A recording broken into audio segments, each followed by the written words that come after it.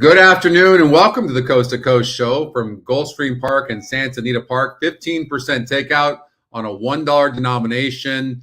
And that starts in race number 8. That's leg number 1 for this Coast to Coast pick 5. There's also a mandatory payout in the pick 6 from Santa Anita Park. So we'll cover that. And anything else you might want to look at, just let me know. And look forward to a fun show. Yesterday was great. The Scotty spot plays, that show was amazing. We had a lot of viewership on that too. So really happy with the way that's going. And so we'll keep it going on the Scotty spot plays. Today we had a Scotty spot play, the first one that we covered on the Scotty spot play show yesterday, that won at Laurel Park, and I think went off at 10-1. So that was good. Then we had a first time starter get second. I added a few other Scotty spot plays, which we'll go over. There's one that we covered yesterday, Brightland, Laurel Park race number 6, that comes up in 24 minutes from now. And I added one from Tampa Bay, this horse called Rock Chalk. But we're here to do the Coast to Coast mainly. Also, I'm playing in another, hopefully I won't forget to put in my plays, but I'm playing in another, I'm trying to qualify for the NHC. I've not really played many tournaments this year, but I'm gonna try to do that. So we'll have some fun doing that. So make sure you contribute to the show and tell us what you like, and let's get those booms going again today. Yesterday was pretty darn good. Good afternoon, Manny. What's up, Colin, my man? Michael in the house, Scotty always, Alan, Chuck, my man Dan, Mike C. What's up, Manny? What up? Thank you so much. Always good to be here, and always good to have you guys here too. So it's just not the same to see these familiar faces all these years now. Is just so cool. And we even had some new people yesterday. That was really sweet. That also is pretty cool. Lexi in the house. What up, Lexi? We got Gulfstream Park race number 6 coming up. Kevin Mando. Yes, we got that, my man. One of the good guys right there, Kevin. And hey, Doug, how are you? And I mean, we had some people having some hot days yesterday too, right? Like so much good stuff. So we're going to get to Gulfstream Park. Again, if you're new to the show, what we do, we just go over race by race. We're here to cover the Coast to Coast, which is a special pick 5 that goes between Gulfstream Park and Santa Anita Park. So we have that. You can find it here on the drop down right here. It makes it a lot easier to play. And yeah, so excited about that. I don't know. I haven't done that great. I decided to go on the other one. Hey, Clint, what's going on? You got this. You got this, Dan. I have a lot of faith in you. All right. So I handicapped a lot of tracks today, so that makes it a lot easier on all of us. I was really interested in this one horse, Make the Boys Wink. It only raced one time. It was kind of dead on the board in that first race. It goes on the synthetic. But unfortunately, the drop in GSR is pretty miserable. It's it's low, and so not sure about this, but I really want to like this horse, but it's got a very low GSR. The 3-horse Typee. So I think that what I'm settling in on is this 7-horse Elysian Field, who got disqualified last time out. And this horse had to have needed that last race for Mark Casse. It's the EquinEdge long shot. So maybe a horse to look at. This 5-horse Alhan. This is a first-time starter who seems to be getting some play for Todd Pletcher, Luis Saez, and their jockey trainer combination is 20%. So you've got Chad Brown and Jose Ortiz as well. And Tyler Gaffalione is aboard, Make the Boys Wink. But again, the GSR drops. It was on turf first time out. You can see the turf tab is a 70 and the synthetic tab is a 53. So it ran good, but I'm not anticipating that with that low GSR, that horse runs that good. But it was impressive. But Elysian Field now, this horse goes from a 60 to a 68. Had issues, ran from the 2-hole against 10 other horses, and had been off from August. So I think the EquinEdge long shot deserves a long look in here. So you might want to take a look at that horse. Comes up in about 1 minute from now. get out to the multiplayer. Here's a look at them as we sit. Golden Gate Fields comes in 69 minutes. Santa Anita, 53 minutes. We'll play an early pick 5 there. And I think the first leg starts in race number 8, right? Yep, race number 8, which is about 3:37 p.m. Eastern time for the coast to coast to start off. So good to have you with us, and get involved in this chat room. Don't forget to like the show, click the thumbs up, and Marco's got a pick 4 going at Gulfstream.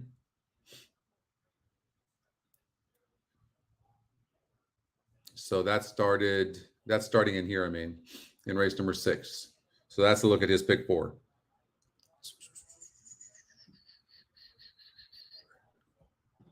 Hey, Joe. How are you, Joe?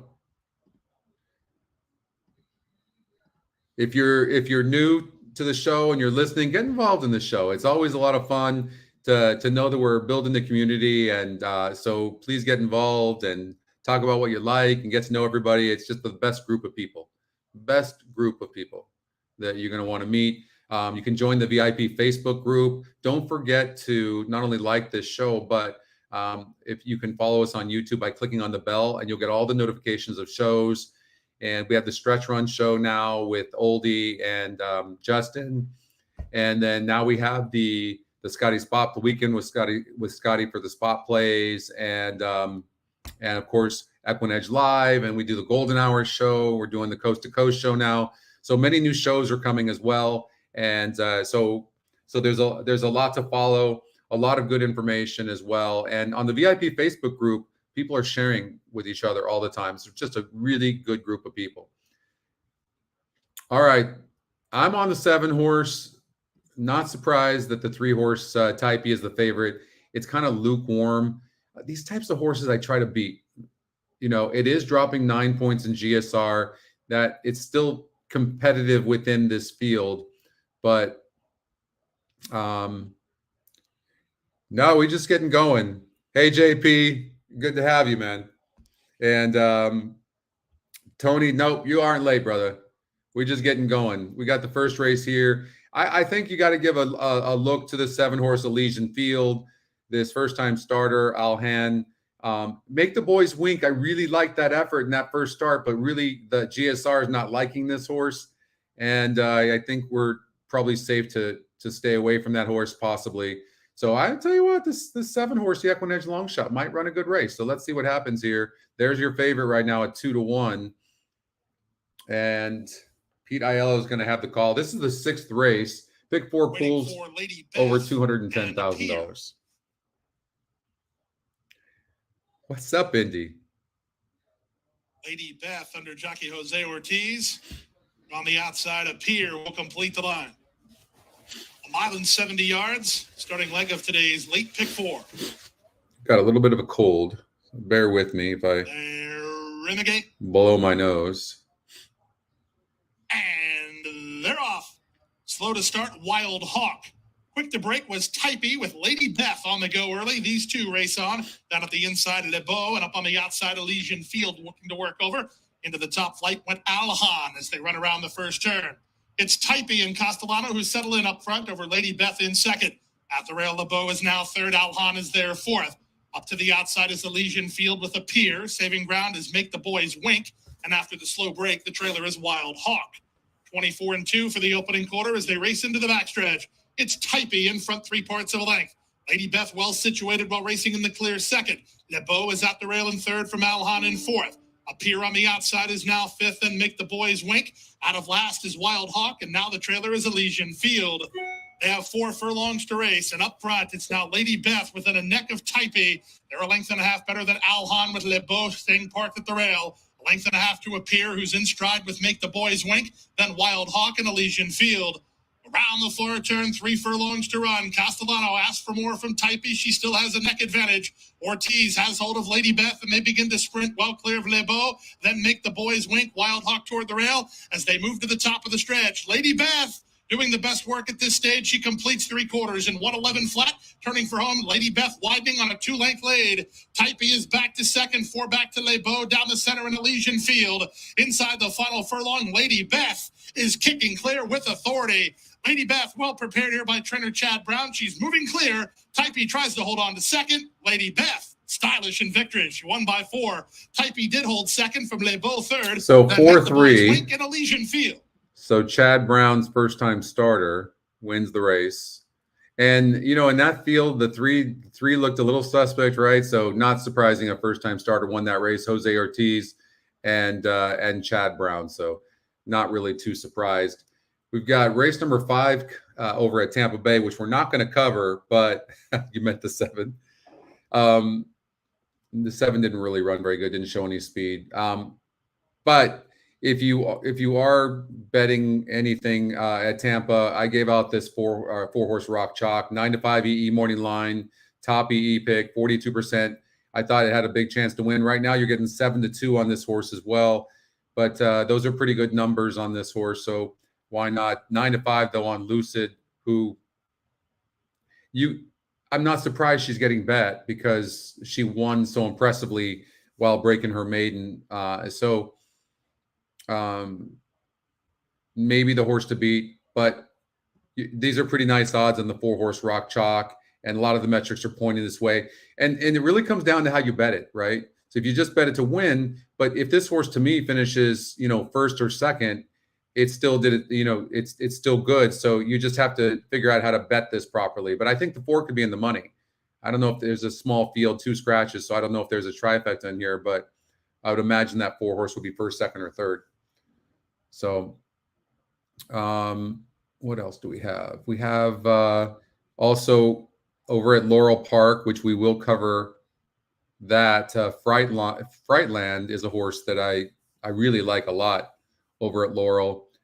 And this horse is 8-5 right now. And we covered this on the Scotty Spot Play show yesterday, but this horse showed last start, had the wide post and still ran like that. Even in a 1-turn mile, it's not an easy thing to do. And most, you know, over at Gulfstream Park, you could never do that. So you had to be best to do that. And Brittany Russell's just done a really good job spacing this horse's races and then workouts as well. I think the horse is going to save ground on the inside. The EquinEdge second pick does draw a wide post, but I was saying on the show yesterday, I really thought this horse deserved a look. So what are you booming about, Doug? So Mo, when you say the view, are you talking about my screen right now? This is the testing site right now that we should be launching very soon. Thank you so much, Linda. If you're talking about this screen, or I don't know if you're talking about the Scotty Spot Plays, but if you're talking about the screen, this is the new view. And this is the handy view, our past performances. You had that last race at Gulfstream Park? Nice, Doug.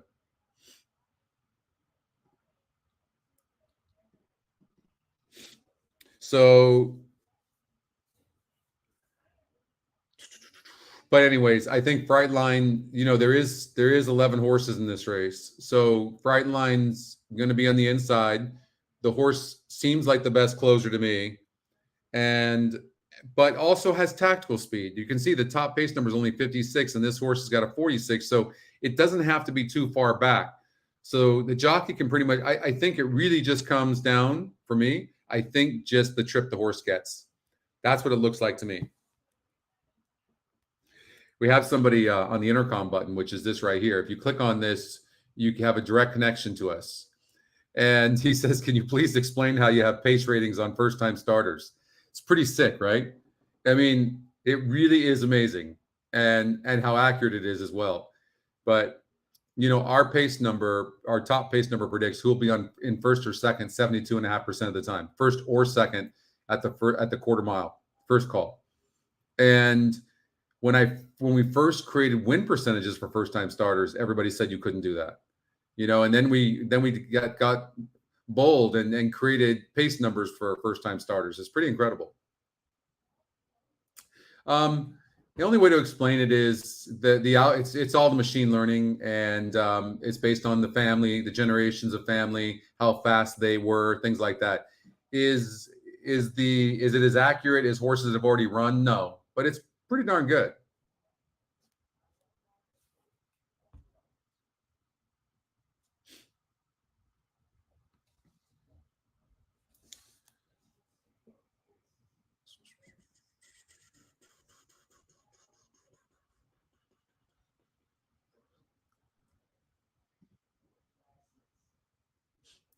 All right, so you got Tampa race number 5. We're going to start covering the coast to coast very soon as well. Right after this Laurel Park race number 6, we'll do that.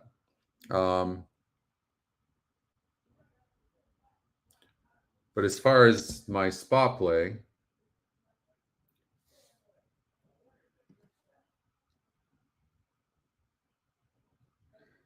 at Laurel, I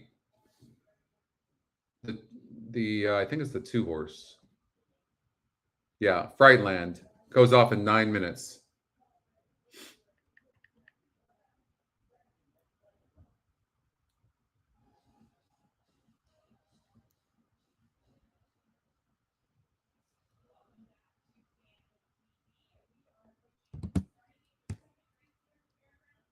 Closer from second. Rock Chalk is third, Lucid fourth.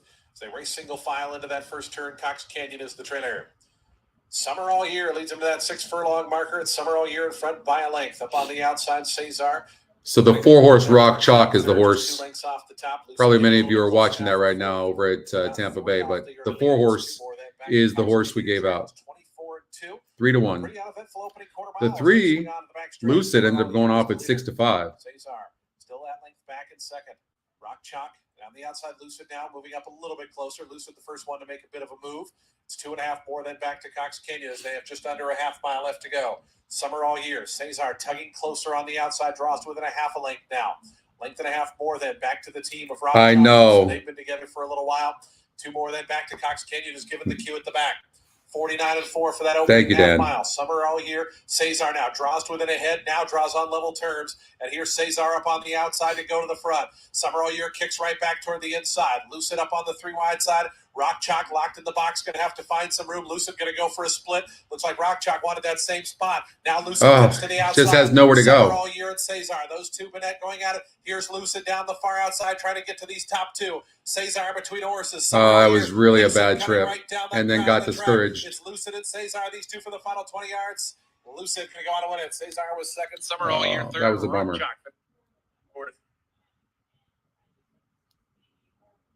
Got behind horses, and that'll happen to horses too. They get discouraged. Yeah, that was a rough trip. All right, let's get to Laurel. And let's see Frightline, and then let's watch this. Frightland,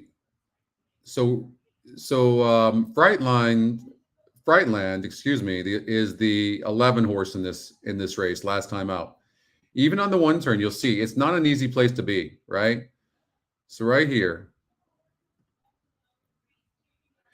and was not a good break at all. That was a terrible break. Patriotic Party set up for early lick and gives it. Here's Patriotic Party right to the front, opening up 2-2. Checks up, has the 12 horse to the outside that came in a little bit. Like already in between horses, really not having a good trip. Now checks back. Okay. Most horses at this point would have just stopped. And Giordani is followed by Taint Sea Ghost is the gray on the inside. Oro de Moro, and Icy Minister trailing the field. Icy Minister last. Heading over the far turn run. Solid pace. 3 right across the track. Magic Mule coming to join Patriotic Party. Has got run just 4-5 off of 3 of them across the now track. Sitting patient on the rail and loaded with horse. Here comes Shasbull sweeping up now behind horses, trying to get through. You see this effort? Look at this. Look at this. Then cuts to the inside. How much best was this horse? Then asks and shows this kind of kick. Look at this. down on the inside. How was that? Frightland down on the inside. Look at that. After all that, pretty impressive. On the far outside is pretty impressive. If that's not like a good, that's a good back. And then look, was 3 lengths in front of the third place horse. A really just an amazing effort. And that was a 56 SOR group. Today's a 56 SOR group. Saves ground from the inside. I don't know. I think Frightland looks awfully tough. And there really is nobody here with any really good win percentage. I mean, I really think that it's his race to lose. That's what it looks like to me. I don't know what you guys think.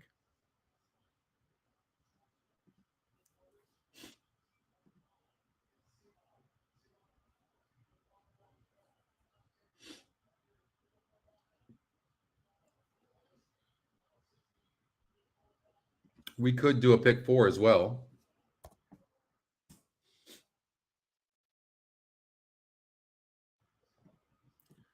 So what you do, if you're new, you come over here like this and you force the system to single the 2 based on your $80 budget, right? Or my $80 budget. And then you regenerate. And based on that, then the system will take the other 3 legs and add more horses to it. And if you're right about your adjustments, you give yourself a really good chance of winning. Okay. And now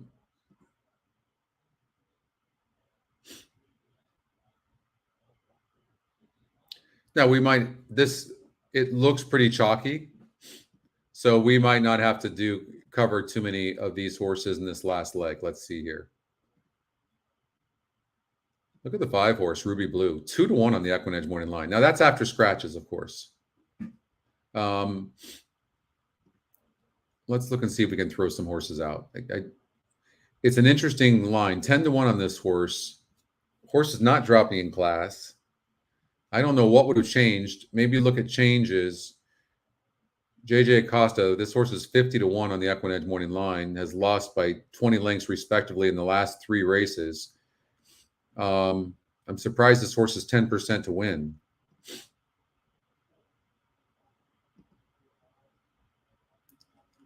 Also, when you look at this horse, no, it's come from behind before. I was going to say it looks like it needs the lead for its best, but I mean, this horse's form is too bad to believe, but it has been off of a layoff.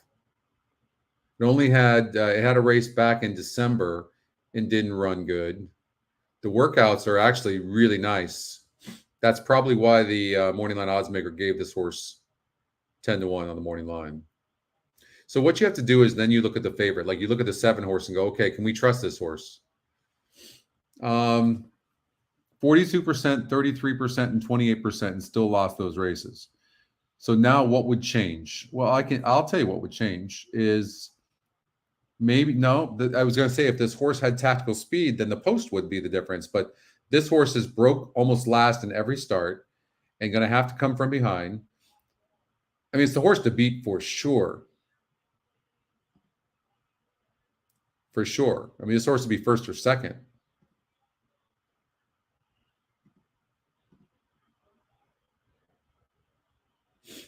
I don't know. You know, I always say that you don't want to single a horse that comes from so far back. That's always dangerous. That's a recipe for disaster when you single those horses.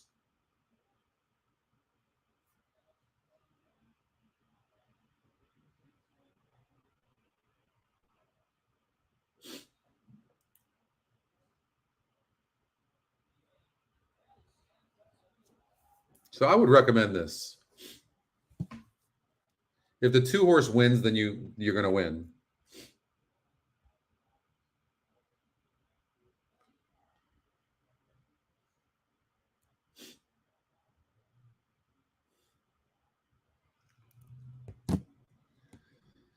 So we have Gulfstream Park coming up. That starts my tournament. I didn't have time to put in any plays, but that comes up in 11 minutes from now. So we'll look at that. We'll go straight to Gulfstream Park afterwards. And I need to put in a pick. But here, the 2 horse, Frightland is 5-2. I mean, based on that last race past performance that we just watched, I mean, I would imagine this horse would be ultra tough, right?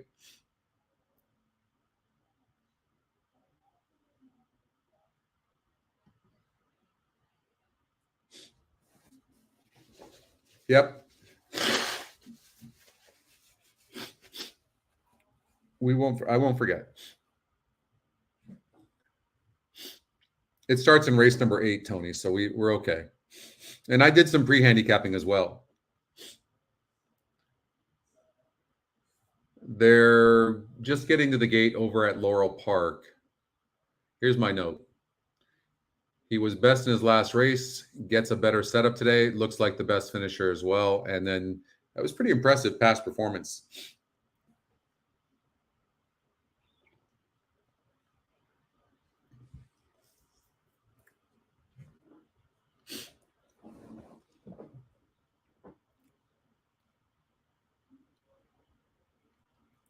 Gage has a 2-4 box.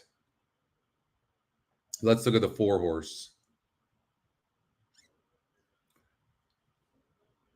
So broke, looks like had some issues last time out, broke last and only lost by 2 3/4 lengths against a similar group for Jamie Ness.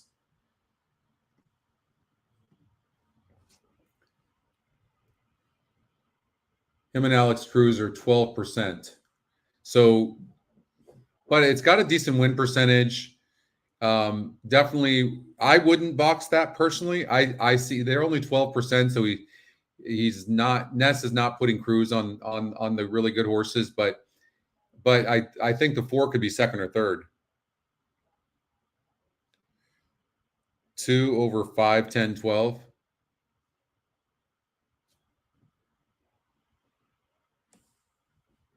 Gallant Gold. All right, let's see what happens here. I like the 4 a little bit, not to win. The Addison Poor. The 12 was the horse I thought was interesting, but it does have that wide post. A couple more left to load here. Royal Number. Fine Faith.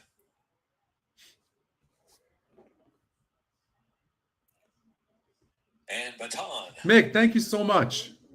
So glad you came on. I'm so glad you're on the chat. I hope you chat more. Thank you so much, Mick, too. All right, let's see what happens here with this 2 horse, Frightland. A good break and a good trip. This is the best horse in the race. 1 mile, second finish line. But when you have so many horses in the race, you do have to get racing luck as well. And I like that the 1 horse was scratched, so this horse has plenty of room on the inside. And broke very good. Fine Faith with a clean beginning on the outside. Rusty's G550. Baton on the extreme outside, 2 and Gallant Gold right there, but will settle. On the inside, Frightland now moving forward with early speed as they move out of the chute. And so it is Fine Faith, the one to catch now. Fine Faith in front, a half length of Rusty's G550 rail. Frightland moving through in third side in third. Then Baton in fourth, and Gallant Gold is in fifth. 2 more lengths back to Brilliant Ice and under the radar in advance of Royal Number. Back to Brett's World. The Addison Poor racing back in the pack with Blame It on the Fun. Last of them all, heading into the far turn. 17 or 18 lengths will cover them. Fine Faith and Frightland going head to head. Frightland on the inside from Fine Faith in second. Gallant Gold stalking in third and trying to advance just off the inside now. And Baton racing in fourth up close, followed by Under the Radar from fifth. Brilliant Ice pushing through between horses. Rusty's G550 is right there, widest of them all. Rusty's G550 tries to launch a rally about 4 deep as the top of the stretch they roll. And back to Royal Number, and then it's Brett's World. They turn for home. Frightland, more than a quarter of a mile from home. Frightland opens up about 4 lengths. Frightland from Under the Radar, moving through an inside second. And then it's Brilliant Ice is willing from third. Gallant Gold, extreme outside. Rusty's G550. Here's Frightland and Jeremy Rose up top. They're clear by 4 lengths now. Brilliant Ice trying to make a nice comeback bid. They're very game with Under the Radar. It is Frightland in front, 2.5 lengths in front. Under the Radar won't come up. And neither will Brilliant. Wire! Under the Radar comes willingly. No, Under the radar photos second there with Frank. Oh, I think hopefully that 2 stayed up for you. Gage, I hope that 2 stayed up. I don't know. Oh my God. I thought the 2 was gone. Oh my God. I thought it was just a done deal. Like it was like done here. I'm shocked. Oh my God.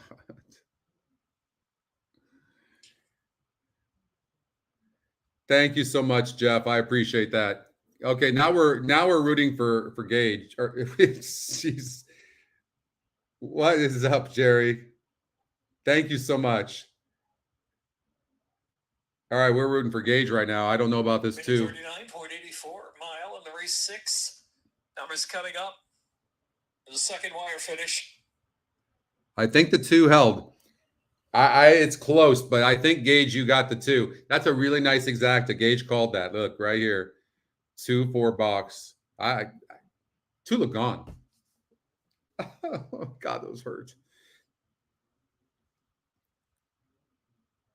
For 2-7-10 for under the radar. All right, nice going, Gage. Good call. Look at it, my man Gage. Franklin was second, number 7. Oh God.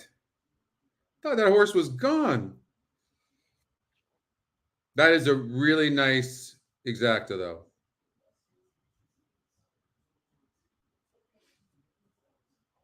What a nice exacta. 4-2. That's going to pay nice, Gage. Gosh.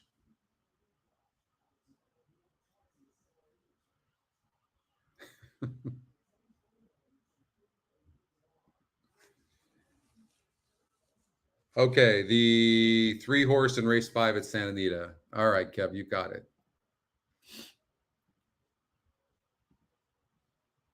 The 4 came in 4-2. 4-2. Okay, race 5, the 3 Violent Runner, 39%.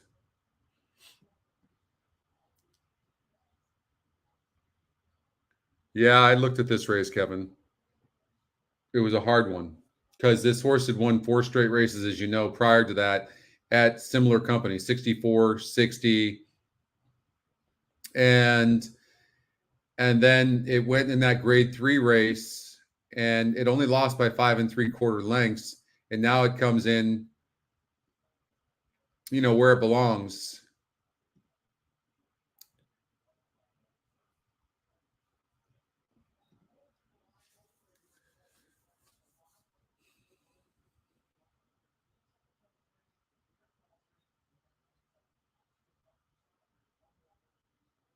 I don't love the 2. Off since 2021.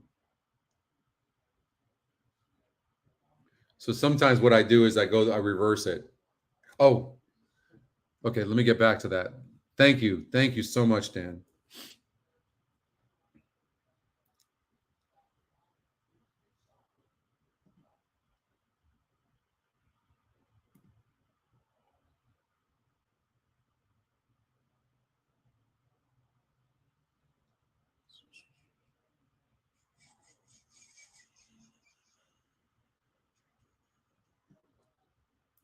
All right, so this horse won this race here, going 5.5 on the synthetic.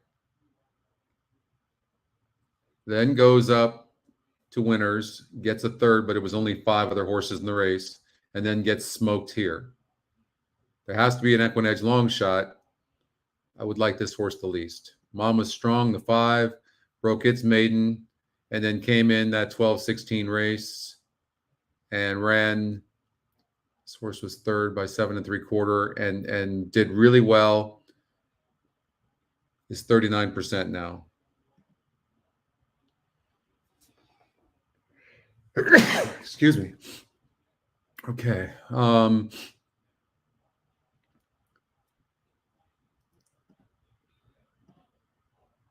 3 looks okay.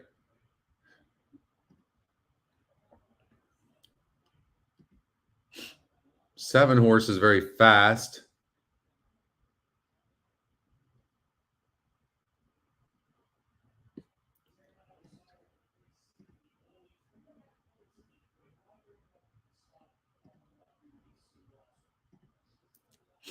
But so's the 3. They dueled last time out. Yeah, I like the 5 horse. Mama Strong.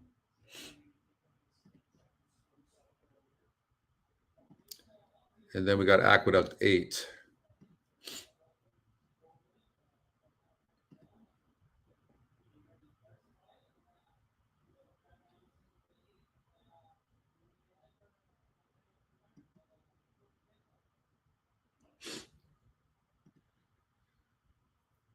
So there's only 2 horses here.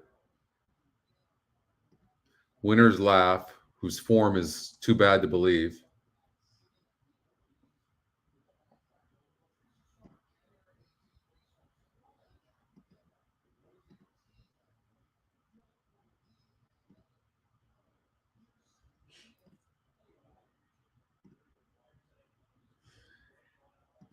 Yeah, I got to go with the 5. It's chalk. 5, 5. Okay. I think we're okay for a little bit of time now. Next would be Gulfstream R8. Okay.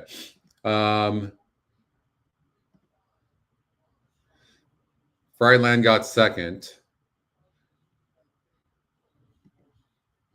Hey, Adarsh.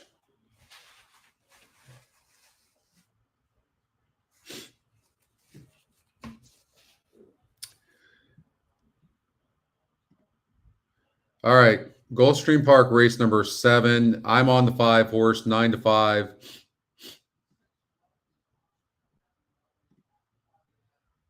Don't forget race number 8. We've got the coast to coast. So that's coming up. So we'll handicap that right after this race. We'll start handicapping the coast to coast. I like Mama Strong. The 3 and the 7, they dueled last time out. I see a similar trip, it looks like. And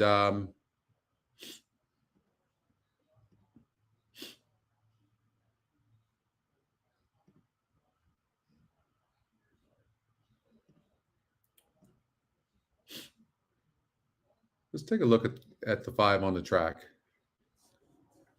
What's up, Razor? Good luck to you, brother. Where'd Gage go? He hit that 4-2 exacta and bailed. Where'd you go, Gage? We need more picks.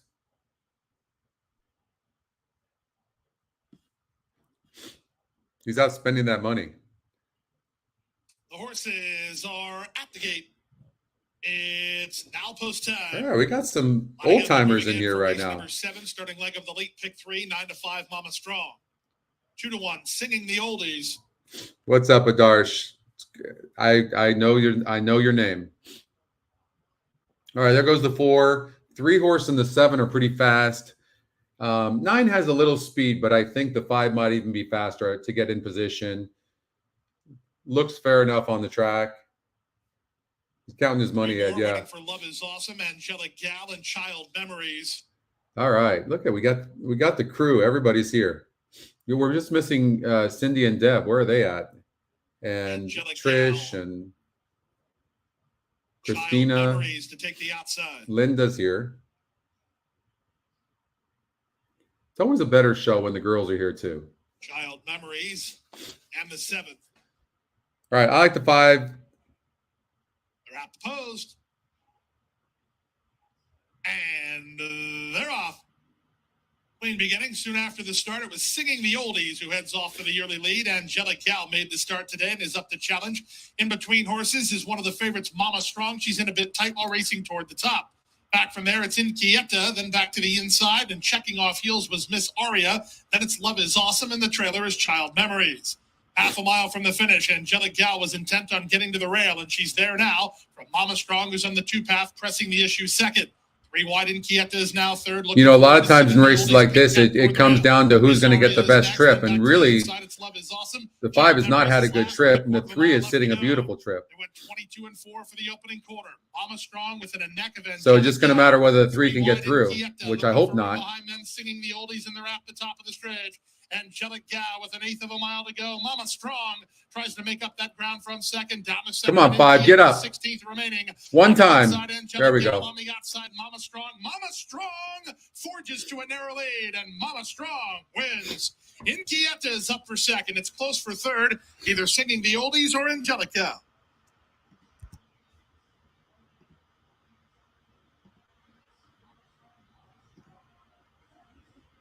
Let's do this. All right, Gage is pumped. You have every right to be, Gage. Gage called his shot. Look, he called his shot here. 8-1 on that 4. What'd that exacta pay? Then we lose Gage for a while, and then he comes back with this. Yo, mama strong. All right, we're right there. I'm that damn 2-horse. That's not fair. Great to see you, Jotham. How are you, brother? Everything's good. I got a little bit of a cold, but that's not gonna keep me down. You know that.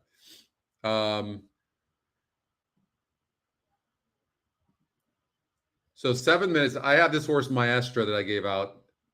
This was an addition. And this horse lost to a big favorite in the last. It will be very tough to run down gate to wire, 2-5.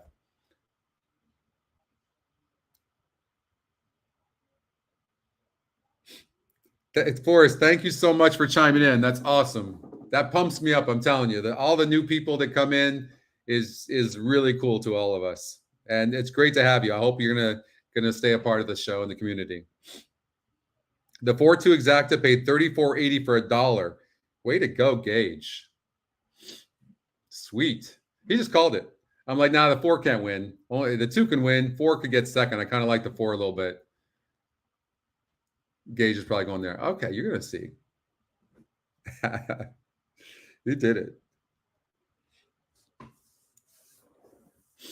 All right. So, okay, so my job is just to kind of like, I'm just narrating. I'm just kind of hosting. I'm kind of leading. Your jobs are to pick horses like Gage did. And then I'll throw some horses in there. I can't help myself. And then maybe I'll throw a little pick in there. But it really comes down to the wagering. That's what it's going to come down to. Always comes down to the wagering. We're going to have horses throughout the entire show. I don't think we've ever had a show. I mean, I've had a few shows where I've been cold, but by the most part, we're never really cold, are we? So it really comes down to how we wager. So like in this race, I like the 5. I chose the 5. No, did I? No, I didn't. Who did I choose? Did I choose the 5? Aqueduct gate, the 5, excuse me. And all right, so we got, it's 2-5. You can figure out over at Fairgrounds maybe what you'd want to play and how you'd want to play it. This is my note on the 2. Obviously, I can't predict what the horse is going to go off at, but this horse is 9-5. The 6 horse. I had a note on this horse to not trust this horse, but my God, you can't ignore that 9-5 on the EquinEdge morning line. You can never go wrong with the EquinEdge long shot, but this horse went gate to wire against 4 other horses. Like, ugh, doesn't get the pulse going, does it? I'm just gonna. I gotta believe the 6 somehow is gonna find a way to get second. Yeah, you got it. That was amazing. That was a good way to start off. Yeah, exactly, JP. EE morning line, exactly. Anyways, in the picture, number I don't think it's going to pay anything, but maybe 2-6. Singing the Oldies was 4th. Number 6, Love Is Awesome, 5th. Look and see what the exacta is going to pay. Like if you see the exacta paying good, maybe that's the horse you definitely want to, do a 2-6. A 3-year-old Dark Bear. Well, we got 9-5 on Mama Strong. I was a little surprised with that.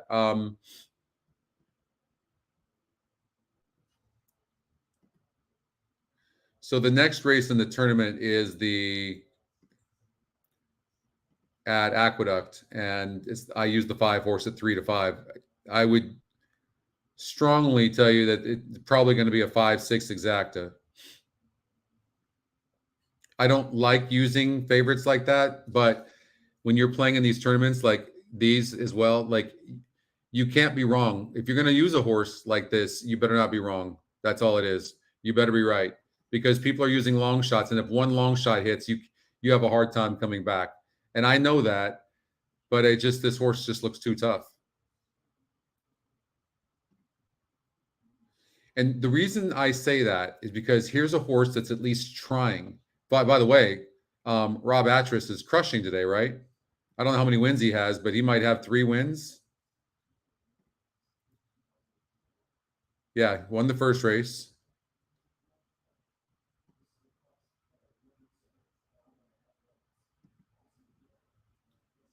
Won the 4th race. Won the 5th race. He's killing it.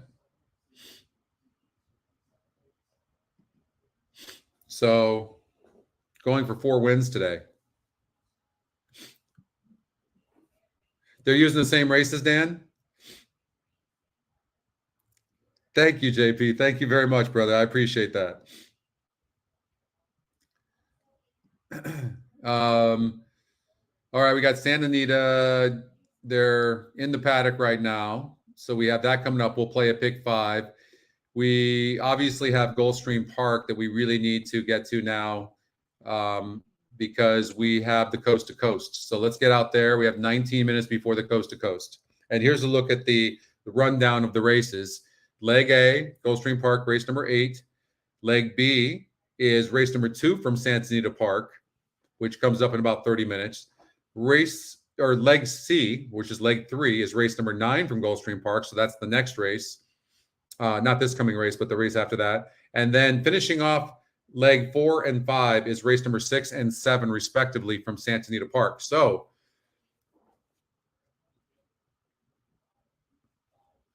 hold on here. Where's the ticket generator? Why is it not on there?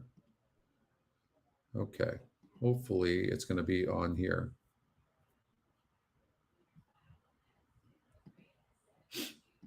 So I'm using the test site and it's not there.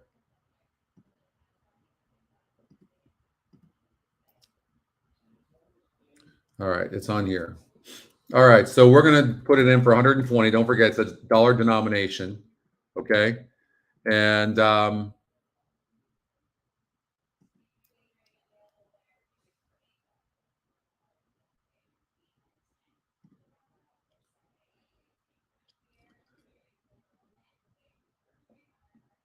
I thought the 4-horse solicitation was a single.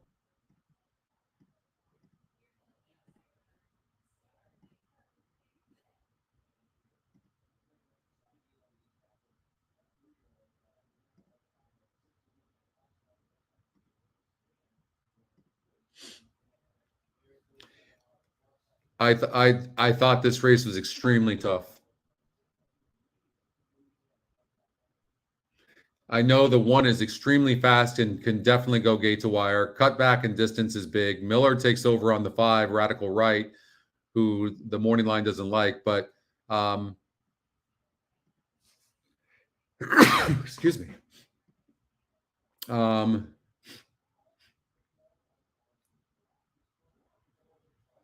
This horse isn't bad as well.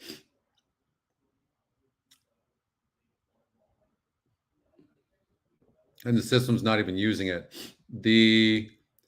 This horse here is 2 to 5, charge it. And it's 54% to win.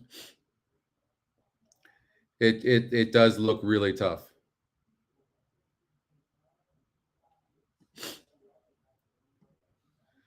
Now, what we're trying to do is eliminate horses if we can. And that's the ultimate goal.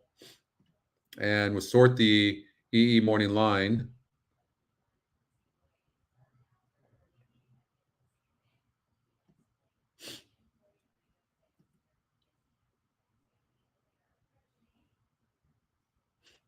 I think it's using all the horses it needs to use.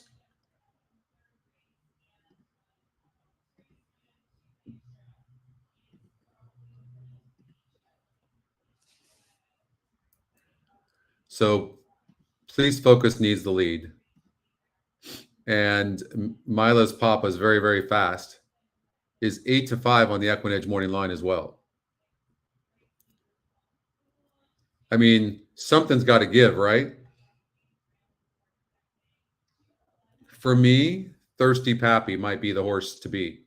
So I think, you know, maybe if you want to play a smaller ticket, let's look at Tom and Jazzy.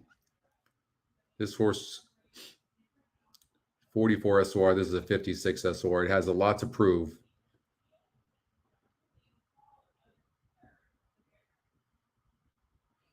Now, it didn't. This horse could rebound.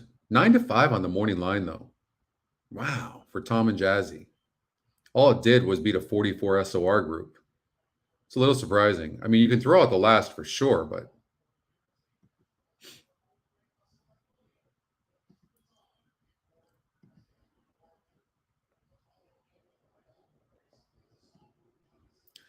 I mean, these two are so fast. I don't like the 3.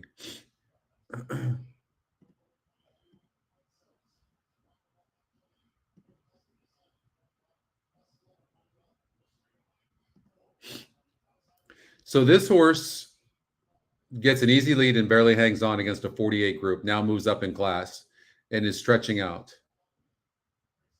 The GSR goes down to 60, saying that this horse is probably a better sprinter, so it's just going to go flying to the lead and probably stop. This horse beat a 46 group. I don't like these front runners at all. I would use these too. Regenerate.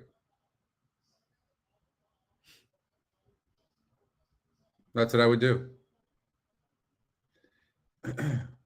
Now let's look. This horse is 2-5 right now. Clapton goes up in win percentage. GSR is the same because it's the same distance. And the SOR goes down. Now, what happened? I don't know, JP. Hey, Chris, what's going on? Nah, I still got a head cold going on, but I'm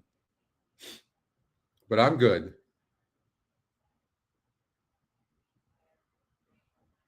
This guy throws in a clinker and then runs good. So why don't we just leave this horse? I'm going to recommend here's the ticket right here. That's the ticket. There's your coast to coast. I'm going to switch back over now to staging. Believe it or not, what you're seeing, what you guys always see, that view right on that, I am so not used to it. It's hard for me to look at that because I'm so used to staging now. We had 99. We've seen 99 probably 20, 30 times.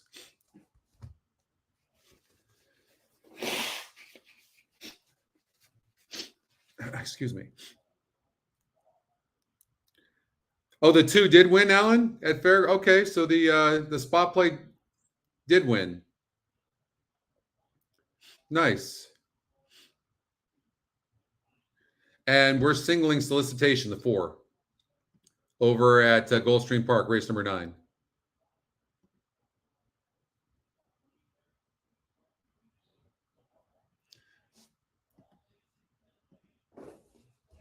I'll be right back.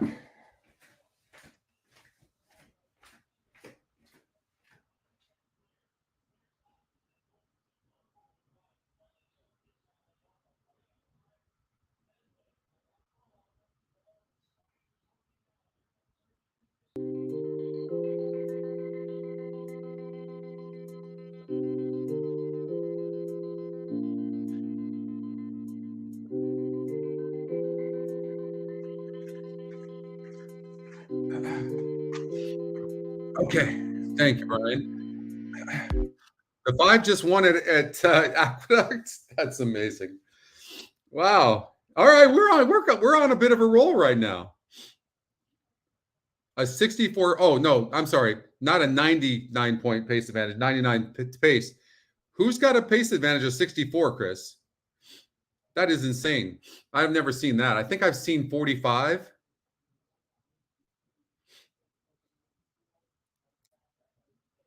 Golden Gate race number 9. Let's check that out. We're going to be covering Golden Gate today. 93. And look at, you know what I like about this as well, Chris? Thank you for sharing that with us, by the way. That was pretty cool. What I like about this is the top win percentage is only 26%. So, and it has 0 speed. So it's not like it's not like you have some 40% horse or 45% horse. You know what I mean? So it looks like a wide open race. I can't. I mean, that is such a massive pace advantage. And it's first time the horse is on synthetic. The GSR does go down a little bit to 54. It'll be very interesting. And it does have, I will say this, Chris, it does have a low SOR. So its class is low. Its GSR is low. It's going to be breathing fire at the end. It's going to be interesting. But that is a massive, massive pace advantage. Wow. And this is what makes the pace numbers so amazing. When you look at the 5 horse, you would never, and look at the 1, you would never guess that the 1 has that big of a pace advantage over the 5. This is what makes the pace numbers so sick. Because look, it looks like this horse has some tactical speed, right?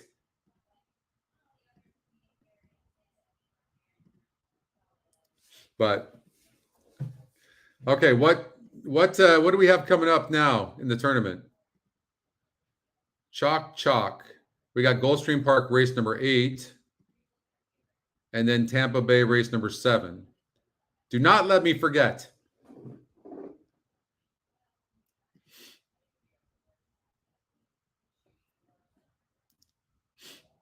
Santa Anita race number 1, though. Let's get out there. The Coast to Coast starts in about 8 minutes from now. And let's do a pick 5. We're on a roll right now. Okay, top GSR is the 5 horse. First time starter. You got the 2 horses a first time starter. 6-1 EquinEdge morning line. Clickish for Phil Diamato. You guys know better than to leave out a first time starter that's an EquinEdge long shot, right? Now, of course, the Baffert horse is getting bet, Conquistador, but yeah, no doubt, it's gonna be breathing fire at the end. I would imagine, though. I mean, it's got a low GSR and a low SOR, so which means its class is low because the SOR is low, and the GSR is lower than the other horses, suggesting that maybe it would start slowing down late.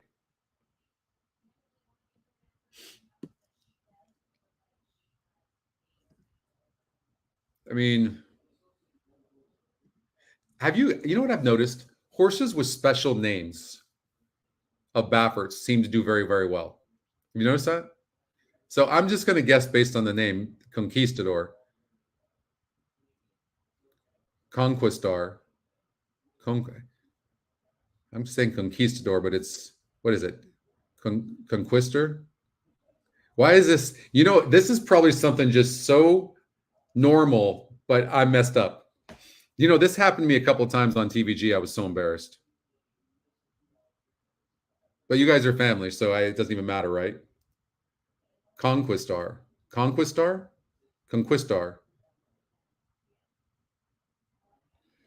You're killing me, Tony. That was on another computer or another. That was on the prod. Okay, here it is. Okay, this is the ticket.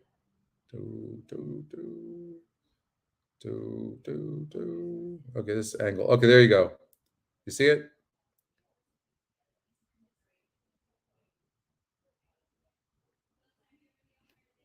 So 3 and 6 with 4, 6 with 4 with 2, 3, 4, 5, 7, 9 with 1, 2, 3, 5, 6. Okay. Santa Anita Park. They took off already. And right up and on the pace, coming right back to vie for the lead. Another 3 back to Conceal and Carey, racing on the outside of Cleekish, and best year ever is 6 lengths off the pace. They head past a half-mile pole with Clearly Unhinged leading the way, 3/4 of a length. Pearl Girl is in second. You know, I hate to admit, moves up willingly, but because he's not my type of person, but the Goof on the Roof is a really good race caller. You have to give him credit, and he's a damn good handicapper too. Back at Hollywood Park days, he talked all the time, too much. He doesn't do that anymore.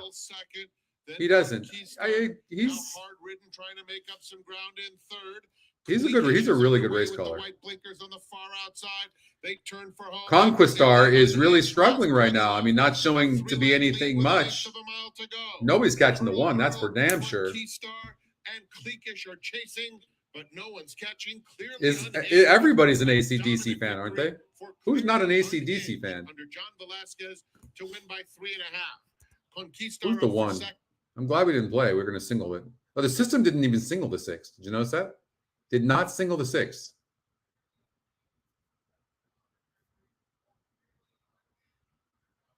Yeah. He's a cool guy? Sweet. I like to hear that. I like when people talk nice about other people. I mean, as long as they have a good opinion. All right, folks. Coast to coast wager. Again, get your pens out. 3-6 box for Gage. He's Nostradamus here these days, so you better watch out. He's saying 3-6, so maybe you can. Well, no, those are my 2 horses. You copied me, Gage. Come on, Gage. I gave it out before you, Gage. That must mean we're going to really win. 3 and 6. You saw what on Twitter?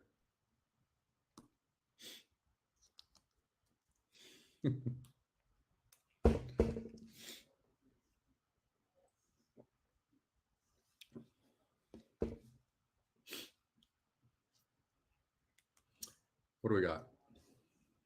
Any notes in this race? No. This is leg 1 of the coast to coast.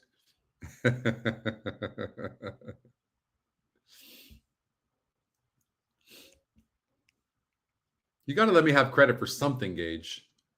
You're calling your shots like that.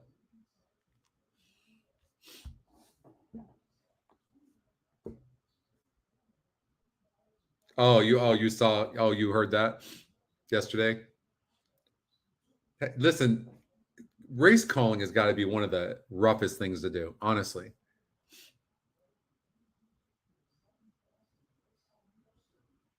By the way, I think the Parks race announcer, I think she's getting better, by the way. I do. I think she's getting a lot better. I think she's improved tons. She has taken a beating, that poor girl. Man, anybody else would have just quit and never even went to another horse race.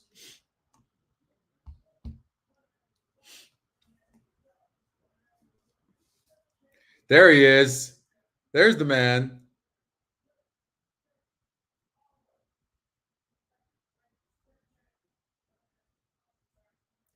Wait, what?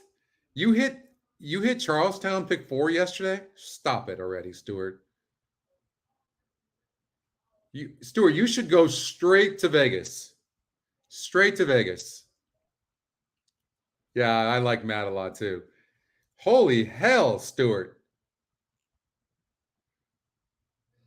You hit the pick 4 at Charlestown? Let's look at this. Stop it already. Now you're just bragging.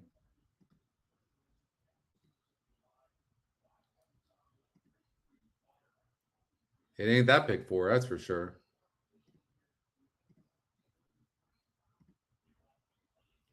$31,938. Holy hell. Holy hell. You're a damn machine, Stuart. What's up, Kevin? 31,000. You hit this. I'm assuming that's a single ticket. The hell did you have that? He hit the pick 5 at Oaklawn for 55,000.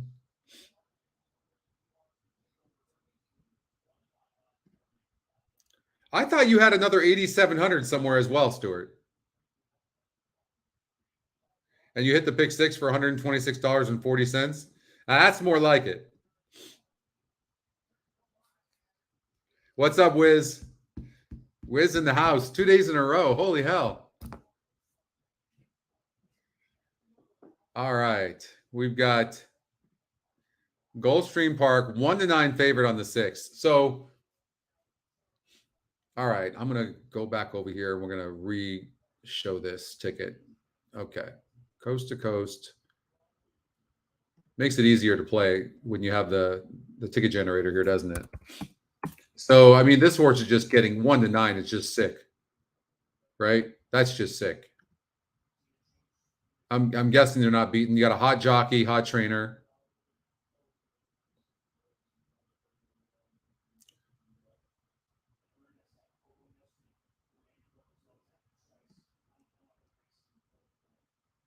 Todd Pletcher, Luis Saez, 54%. Here's the ticket. Maybe look, you want to cut that in half? Just go like this. Take off the 3. Maybe put the 3 in the exacta. Maybe do a trifecta. 6 with 3 with 4-7. 6, 3, 4, 7. That sounds like fun. What part of Europe are you going to? That's actually a good idea, Anthony. You'd be in there.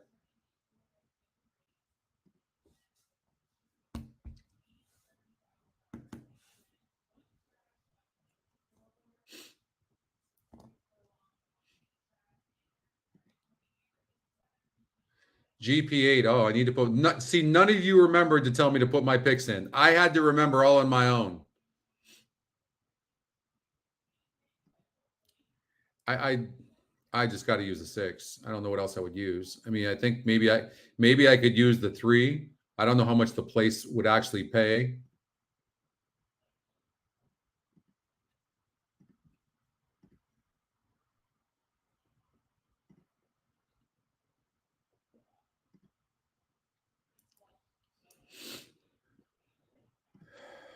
Tampa 7. I need to put the Tampa 7 in there.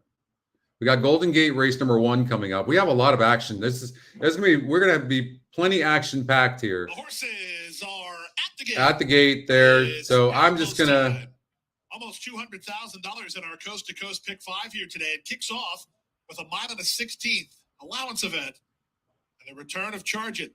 The bettors have him as a foregone conclusion. He's 1-9 on the board here. First 2 up are Carmichael and Laughing Boy, joined in by Clapton.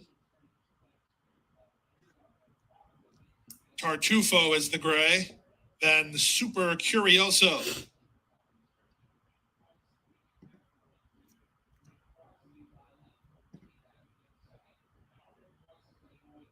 Whisper Hill Farm Silks, worn by jockey Luis Saez on the big favorite Charge It. So I'm going to use this 5 Wrecking Ball because it should improve over at Tampa Bay. As Vittorio is being brought up to post number 7, pickup ride for Javier Castellano. The GSR goes up from 44 to 58. The last one to move up. The first finish line is in use here. All right. Good luck. They're in the gate. And they're off. Uneventful and smooth beginning for Charge It. He's reaching out for some forward position while not intent on getting to the lead. Laughing Boy from the rail has the advantage in the charge to the first turn. Charge It stuck 4 I mean, the wide. 1, 2, and 5 are flying. Look at, I mean, this is an absolute gift for the 6. And if you use the 3 horse for the exacta, you have to be liking your chances. I mean, these horses are going to go right now. I hope the 6 just relaxes. I mean, it's so much best, but that's going to be 23 seconds and change, right? Look at that, 22 and 3. Yeah. Why the jockey on the 6 is so close to this pace, I have no idea. Honestly. That's crazy. He's heavily favored. He's out in the clear third, away from trouble and traffic. Carmichael is at the rail, 4 better than Vittorio. But the 3 back there is sitting a very, very nice trip. And Clapton.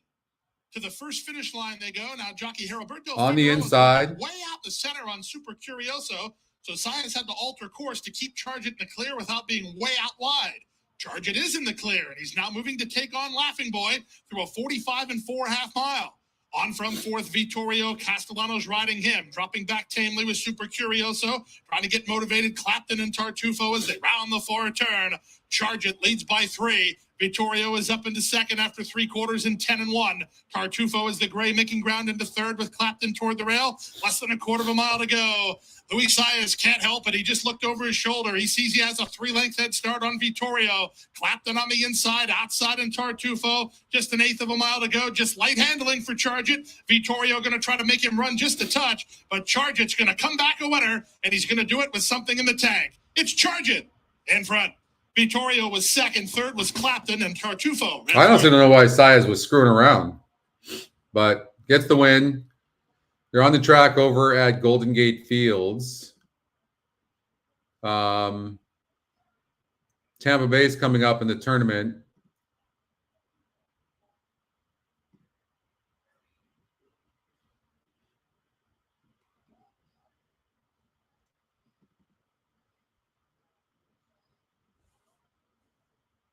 Bulgaria. Nice, Wiz.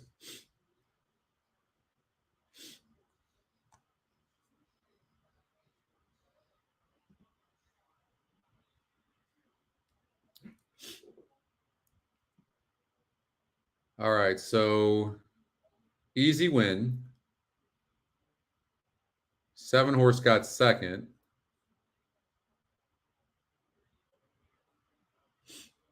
Been very chalky so far.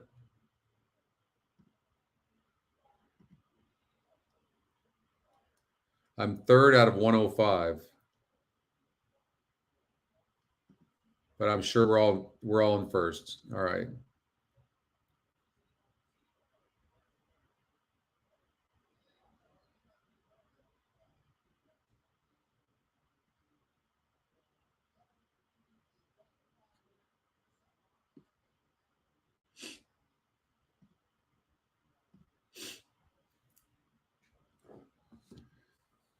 Okay, so Tampa Bay coming up shortly here.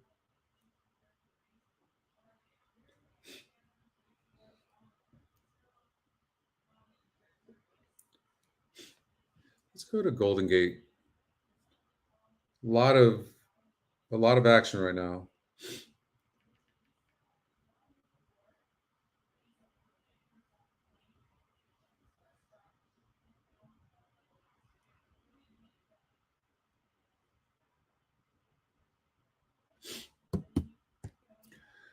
So I'm on the 5-horse at Golden Gate. I think the horse should improve second time out, and there didn't look like much in there.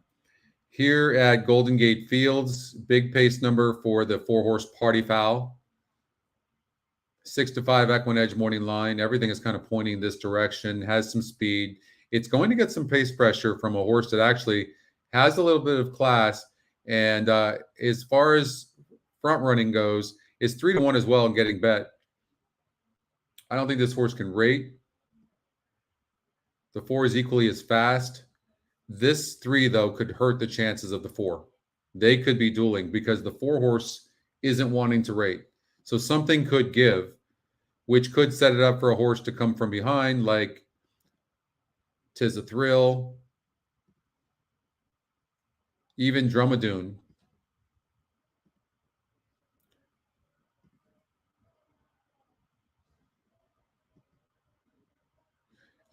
This 2-horse at 21-1, believe it or not, could get a good trip. But, you know, maybe try to beat the 3 and the 4 with like a 1-2-5 exacta. 1-2-5 exacta box maybe is the risk to take. Is now flashing on the starting gate at Golden Gate Fields. The runners have made their way towards the gate for the upcoming first race. A field of a half dozen runners in this race here.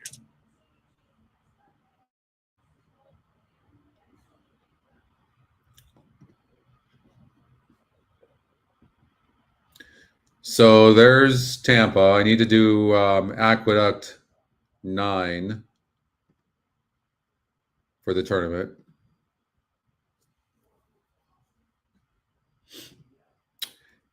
And they're at the gate. I'm thinking a 1-2-5, not 1-2-5. Yeah, 1, 2, 5 exacta box, because I think the 3 and the 4 are going to duel.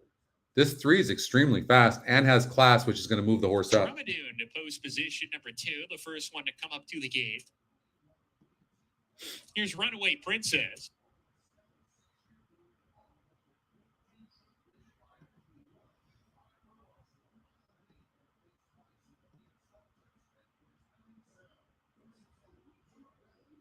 Party Foul coming up. Tis a thrill. All right, let's see if this 3 and 4 really duel, and maybe the 1, 2, 5. I kind of like the 2 horse a little bit as a long shot. To the rail, the Calabrese Kid. All right, let's see. The Calabrese Kid's in. We're ready to go. We're off and running at Golden Gate Fields. Good beginning for all the runners in the race. Drummadoon asks for speed. Runaway Princess is there, and Party Foul's going to ease off of them. Is up pretty close to the pace, but Runaway Princess is a narrow lead. Party Foul's keen to go on here. And there goes Party Foul to the front. Party Foul aggressive, takes the lead away from Runaway Princess, who takes a hold. She's back in second. Drummadoon not quick enough to so go. the jockey on the 3 half-mile pole, stopped asking, and now it's going to be completely toast. Position just ahead of the 2 trailers together. Tis a thrill in Tom's Moon. Into the far turn, Party Foul. Well clear. He sailed about 3 lengths ahead. In the second spot, Runaway Princess loses that position to Drummadoon. The Calabrese Kid, 8 lengths behind as they're real strung out here. Tis a Thrill joins them with a quarter mile to go. And Tom's Moon is well behind as they swing off the turn. Party Foul all alone on the lead. He's about 3 lengths clear. Drummadoon trying Come to on, get 2. around. The Calabrese Kid Come is on, 2. going now, and Party Foul's exhausted. And here comes Come on, the 2. Calabrese Kid on the outside. 1, 2 exacta. Calabrese Kid from Look at midfield, that. shot to the front. How are we He's looking trying now? for an easy win. The Calabrese Kid by 2.5. We even got the trifecta 1, 2, 5. Is a thrill third. Come on now. Fourth, and Party Foul fading There we out, go. going very fast. 20 to 1 on that, too. Ahead of Runaway Princess.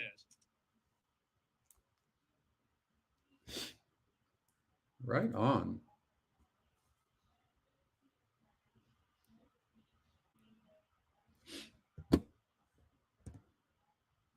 Boom, right? The Calabrese Kid was first. Huge Second, payout. 2 Drummadoon, 1, 2 finished exacta. Third and fourth. Please continue to stand by until the results are declared official. Tony, you got the try as well? All right. Ship it, baby. Right on. 20 to 1 on that, too. Woo. That's how we do it. Look how fast we did that. The 2 went off at 45 to 1? No, it did Running not. third Stop was it. Number 5, Tis a Thrill. Fourth, number 6, Tom's Moon. 1, 2, 5, 6. Your top 4 finishers in race number No, 1. Please 20 to 1. continue to stand by until the result is declared. Oh, 45 to 1 exacta. The contest pick is the 5 horse, Chris, at Tampa. We have time to and I've got to get the Aqueduct race number 9 in as well. You got that exacta, Joe? Sweet. Bruce got it. Tourney pick for me. Let's keep it going. Yes, sir.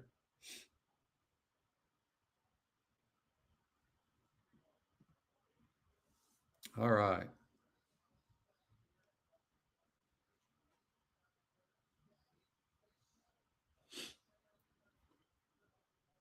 Boom. And this race is now official.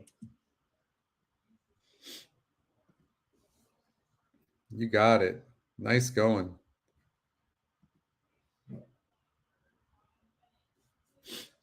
All right.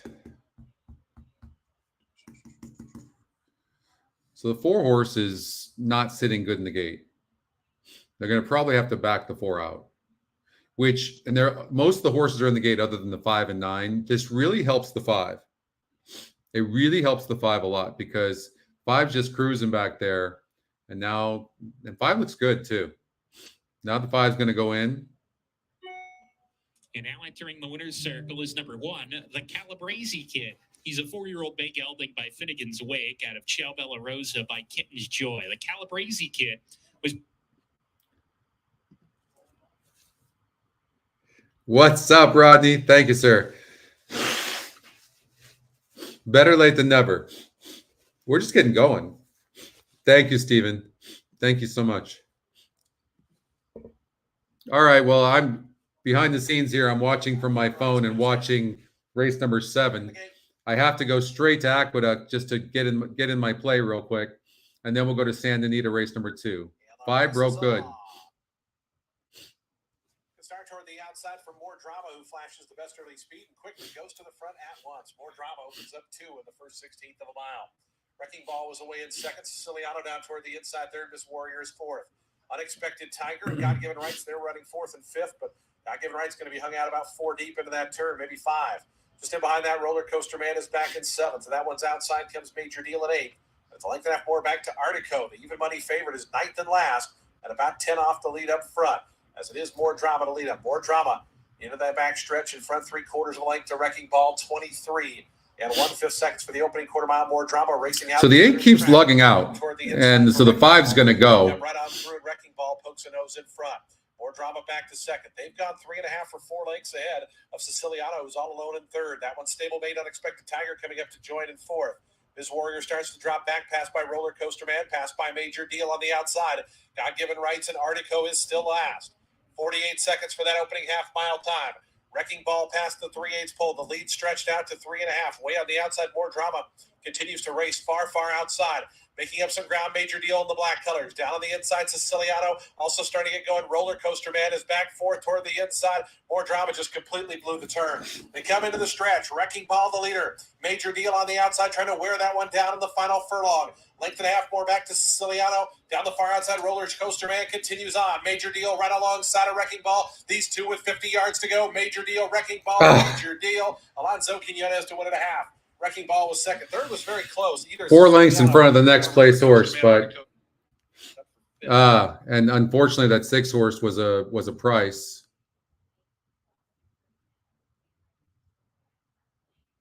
$15-1. That hurts.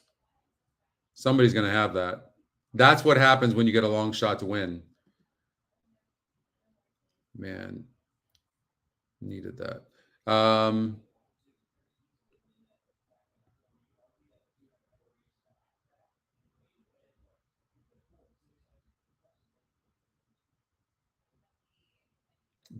Not true, Tyrese.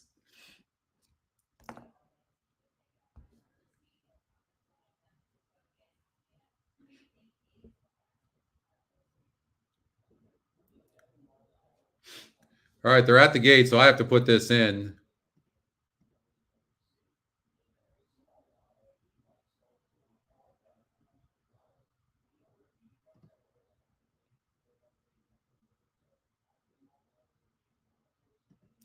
And I'm going to put in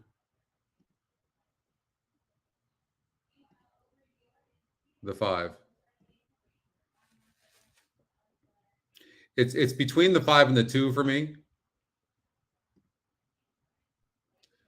Actually, you know what? I'm going to put the 2. I'm going to take Chad Brown and Franco.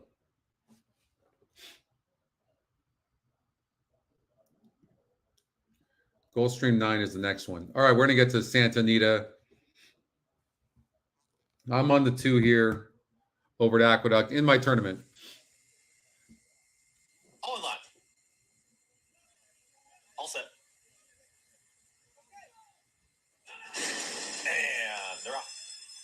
Good break towards the outside from My Man Matty and Riders Regret. They're 1-2. Agility is in that early fray as well. 3 across the racetrack. Tightly at the rail is Defusky Island. Tin Pan Alley is now settled into 5th. Golden Code is in the 6th spot on the far outside.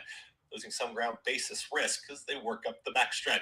On the front end, it's My Man Matty, and My Man Matty doing it nicely so far, is trying to slow down the tempo early. They went 22.56 for that opening quarter mile. Right there to the outside comes Riders Regret from second. Agility tightly at the rail still in third. Tin Pan Alley starts to move forward, is now within 2 of the leader. Defusky Island is called upon for the effort from 5th. From the back, Golden Code and the trailer, Basis Risk. My Man Matty is in hand, and My Man Matty is now widening this margin, approaching a quarter mile left to go 45.66 for a half-mile time. My man Matty hugs the rail and now gets the cue to kick for home at the top of the stretch. It's My Man Matty, 2.5 lengths in front. Tin Pan Alley and Riders Regret, they continue to chase. My Man Matty now finds a final furlong, and Riders Regret is now getting closer. Here's Riders Regret up on the outside, now puts ahead in front. Agility rallies on late. Riders Regret has taken lead inside.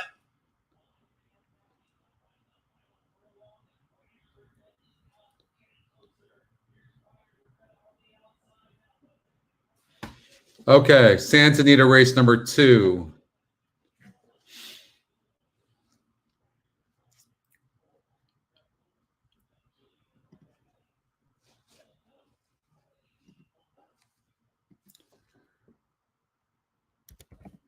So this was the pick 5. So I used the 4 and the 6. I only like the 4 and the 6.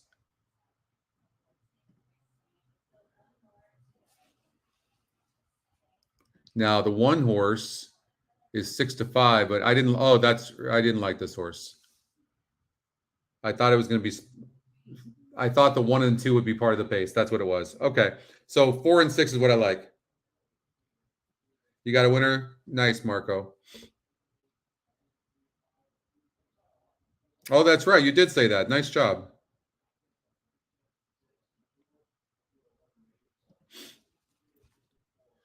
So I think what we can do is look to see, look and see what the exacta payouts are.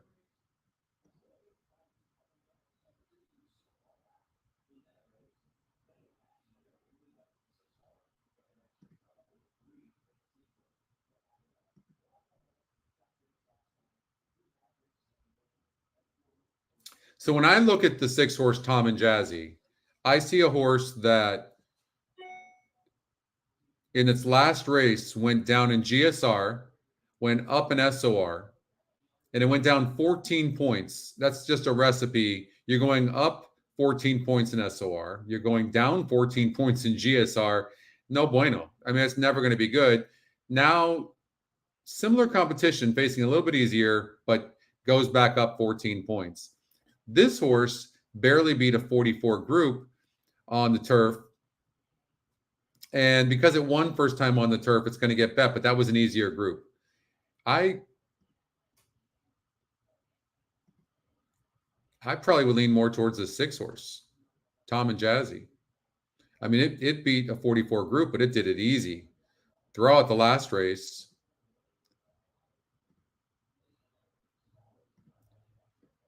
So I'm going to say, for me, 6-4.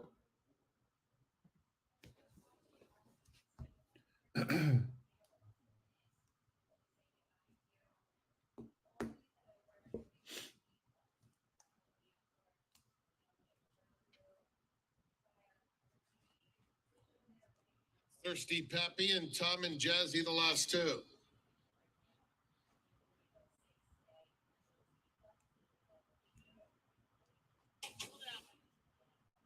We're in the gate.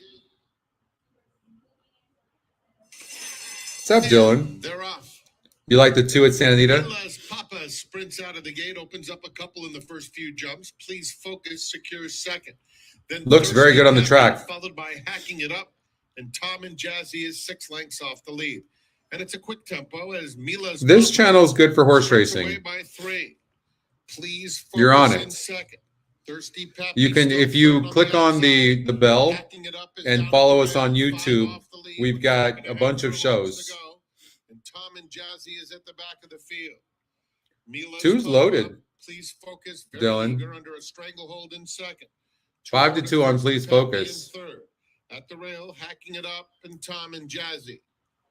No change in the running order. They're heading to the half-mile pole. And Mila's Papa lets it out a notch once again, with Please Focus in hot pursuit second. 2 more, Hacking It Up, Thirsty Pappy side by side, and Tom and Jazzy's trail throughout. Rounding the turn, Mila's Papa and Edwin Maldonado just under a length. Please Focus and Mario Gutierrez can wait no longer, and they inhale the pacemaker with a quarter of a mile to go. And Please Focus opens up at the top of the stretch. 2-length lead, hacking it up, moves clearly into second. From the back of the field, Tom and Jazzy is rallying third. There's an eighth to go. And hacking it up comes to Please Focus.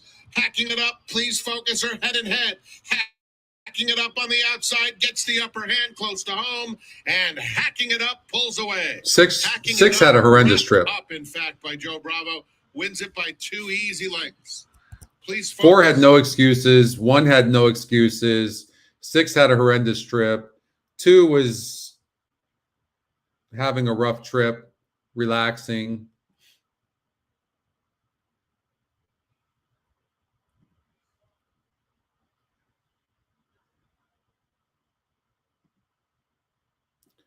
GP9.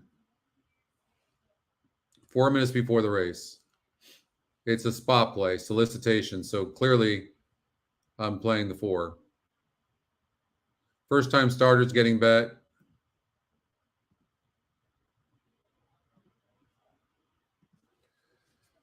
Let's take a look at this horse. So I thought she showed a lot of grit in her first start. Super willing. Metrics were pointing here. I think she's a single. I'm a little surprised that she's so dead on the board. I'm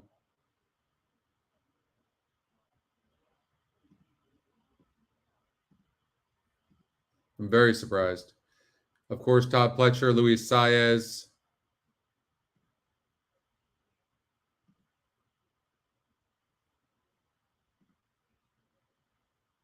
GSR goes down 10 points on the 7. I had a note on the 7 too. Here's my note.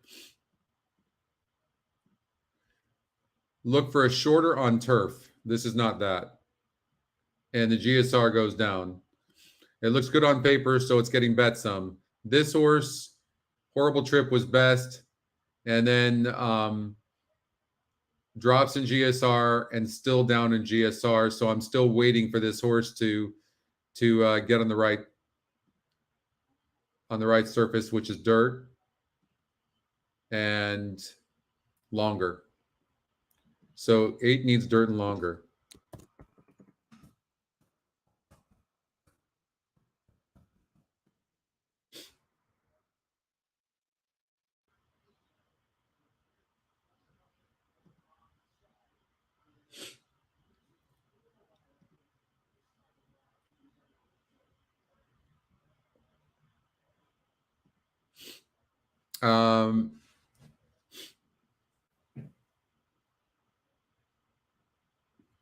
What's the next play? Where am I at anyways?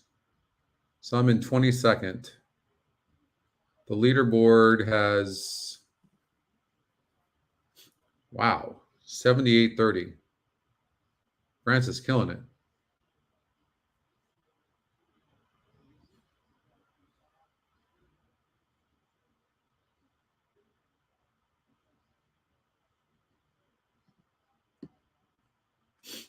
So he had the 7 horse and he had the 6 horse. I mean, amazing handicapping.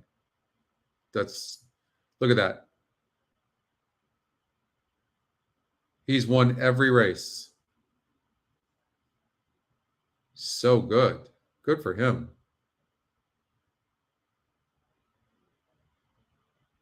Really quite incredible.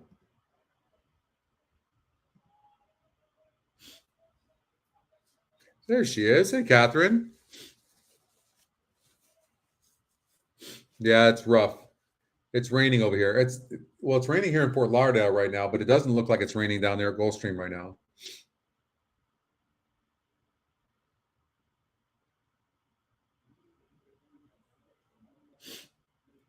Tampa Bay Downs race number 8. So I do need to put a pick in. My spot play is coming up here, the 4, 9-2 right now.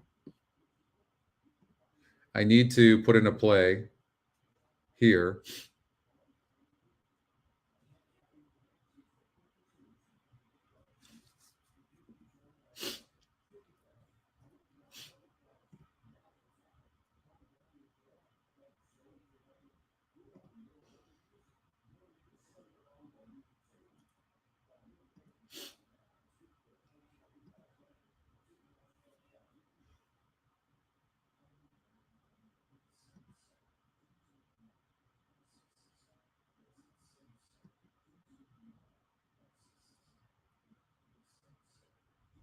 So this horse is dropping in class, but it also seems to need the lead for its best, right? And there's a ton of speed in here, which was probably going to set it up for a horse like the 6 horse to come from behind from what I can see.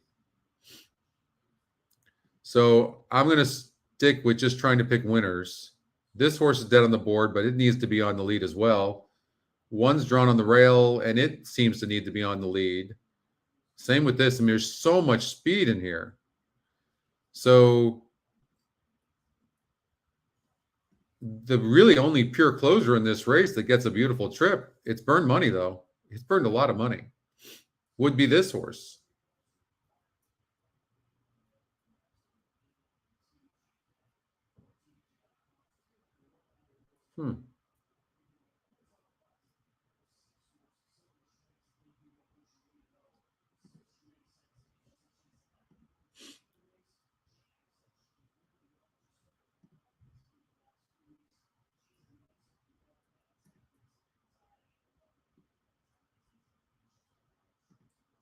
Very tough race.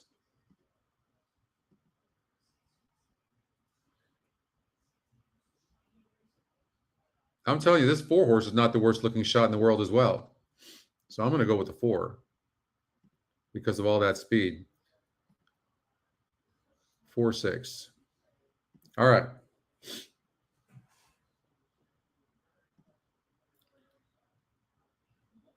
So they're getting on to the synthetic over at Gulfstream Park. And this is race number 9. They're going 1 mile and 70 yards. Here's my spot play. Hey, Jay. Solicitation. She showed a lot of grit in her first start. Super willing. Metrics pointing here. Think she is a single. Stepping on to the Tapeta track. Last chance for your wagers.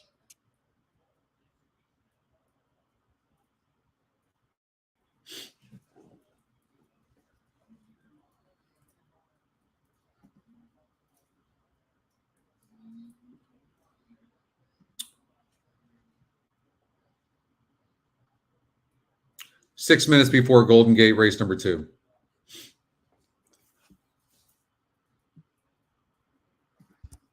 Believe. Yeah, this is leg number 3 in the coast to coast. And on my ticket, we singled this horse. The horses are at the gate. It's now post time. Lining up and moving in for race number 9. It's the Sunday finale, 3rd leg of your coast to coast racing pick 5. Hope you're still working in that pool. Race favorite here is number 2, Soviet Excess. Todd Pletcher has 2 in here. This is the one ridden by Edgard Zayas. The other is the 3-1 second choice, Nana's Tiramisu. Nana's Tiramisu is the second choice here. They're working with Soviet Excess.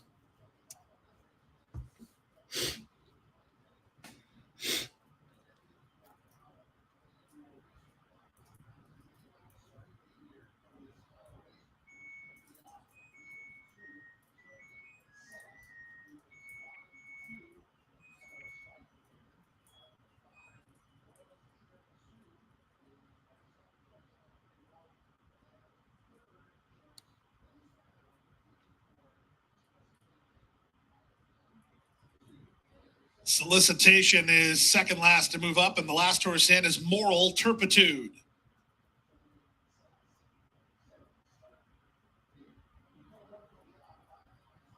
The gray, Moral Turpitude to take the outside.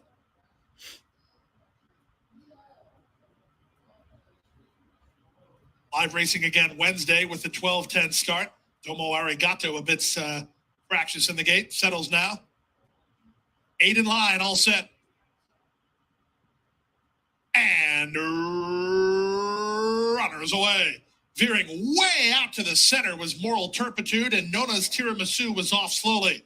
Soviet Excess was away quickly and reaches out for the early lead. Up on the outside, Love Rhapsody. Splitting them, Solicitation. And they run to the first turn. Lagolu is at the inside, followed by Silver Stripes. Then it's Domo Arigato. Ahead of Nona's Tiramisu, the trailer is Moral Turpitude. They run to the backstretch. Soviet Excess has the lead, but only narrowly. Solicitation alongside in second, and Love Rhapsody is a 3-wide third. She's ensuring the pace is a quick one. A gap of 3 to Silver Stripes. The newcomer is well positioned. After El Lagolu is racing in 5th. And it's a gap of 3 to Domo Arigato in front of Nona's Tiramisu, and Moral Turpitude is last. They have 4.5 furlongs to run. The leader, Soviet Excess, in front by only near a half length. From Solicitation in second, Love Rhapsody 3-wide third. Lagolu is racing in 4th together with a quietly ridden Silver Stripes. A length and a half to a ridden Nona's Tiramisu, and Moral's on the outside, Domo Arigato. Moral Turpitude still trails as they round the far turn. Soviet Excess tries to shake Solicitation. Castellano on the go now with Silver Stripe. She's up into second. Back to 4th and Lagolu, then Love Rhapsody. Nothing running home with her from the back. Moral Turpitude tries to change that as she's underway between. Less than a quarter of a mile to go. Soviet Excess, but on the outside, Silver Stripe. She's the one who tripped out, and she's trying to take the lead. She's a bit green, but she shifts now to take the advantage. Soviet Excess going to make her earn it with a 16th to go. It's still Silver Stripes in front. Soviet Excess coming back along the rail. Silver Stripes, Soviet Excess, Silver Stripes in front. 6-2. Silver Stripes wins. Sorry, guys. Soviet Excess was second. Lagolu was third. Just did not run.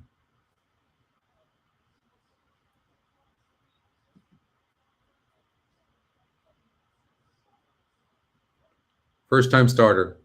Lugging in, but ran good.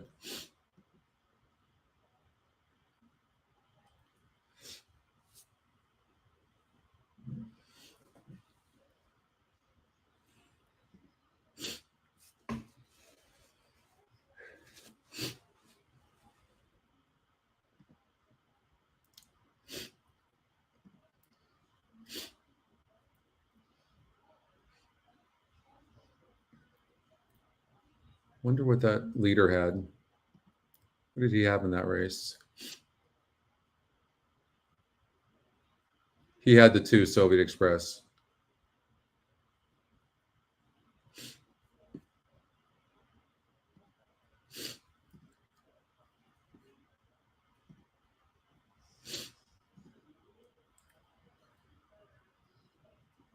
Tampa 8, I have the 4.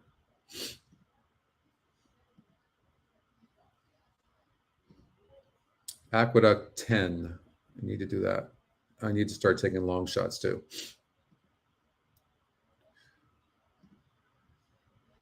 Let's get to Golden Gate first, though.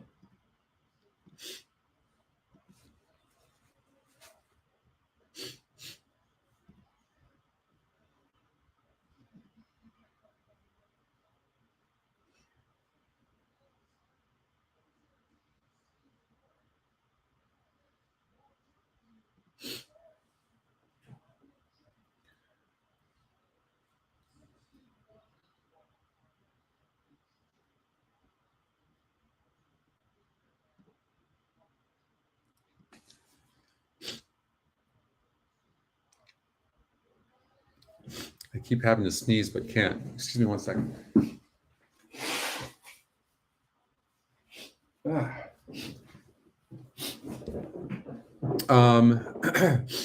Okay.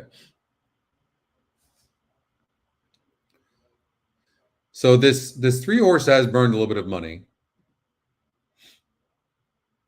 And this 4-horse faced a 34 group last time out. Mathis thinks this horse belongs here. It's the EquinEdge second pick.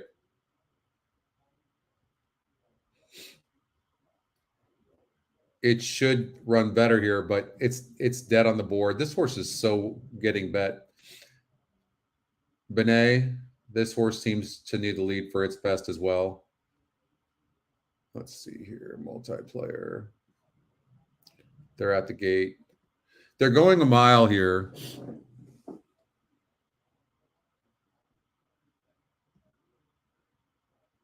This is a really rough race, guys. The EquinEdge long shot at 14-1 maybe is worth like a top 3 finish. Like maybe put the 3 on top, maybe over the 5 Amanda Rose, and maybe put the 5 in the 3rd spot.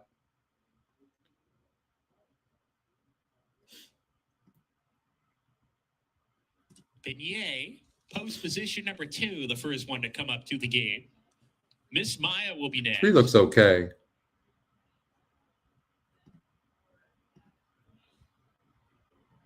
I kind of like the EquinEdge long shot a little bit for being in the money. It's always right there. And the one time it wasn't, it had trouble. So maybe maybe put that horse in there somewhere. 3 is going to be tough to beat, though. Something Nefarious is it. 2 back. Amanda Rose coming up. And to round out the field, Snow Hill.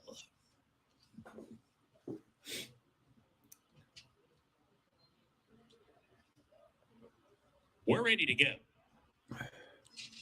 And we're off. Beignet was off tardily, drops to the back of the pack. Something Nefarious got a swift getaway, goes right to the lead, steps on the gas, and opens up a length and a half on Amanda Rose, who's running in the second position. She's a bit sassy, third ahead of Miss Maya. Beignet now second to last. She's past Snow Hill, who's the early trailer. They're all well off. The front-running tearaway leaders, Something Nefarious. Jockey Kevin Radke trying to get her to relax, but she's opened up the lead to about 4 lengths here, approaching the backstretch run.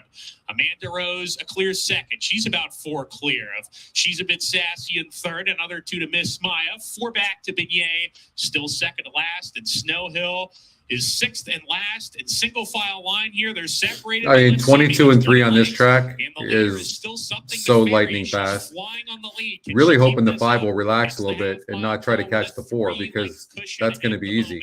In the second position, Amanda Rose. She's a bit sassy. He's about 6 lengths off of her. Miss Maya, 2.5 lengths off the third place runner. And then Beignet, Snow Hill. Around the far turn, Something Nefarious starting to get a little bit tired already. The margin's a length and a half. Amanda Rose sent along from the second position. She's a bit sassy, third, creeping in. 5 lengths behind. Miss Maya coming off the turn. She's about to cut the corner now. She's going to try to get outside Miss Maya. Miss Maya gathering momentum, and here she comes with her run. Amanda Rose takes over. Something Nefarious gives way. Miss Maya continues a sustained run with She's a Bit Sassy. Miss Maya has the momentum.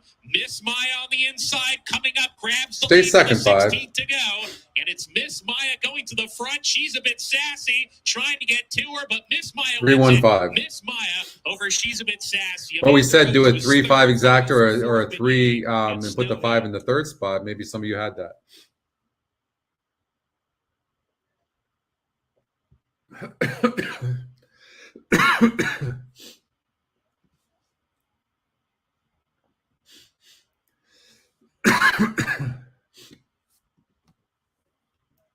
Photo finish, photo in race number 2. Aqueduct 10. Running third was number 5, Amanda Rose. There's also a photo finish for 4th. Please continue to stand by until the result is declared official. Please continue to stand by until the photo results have been posted.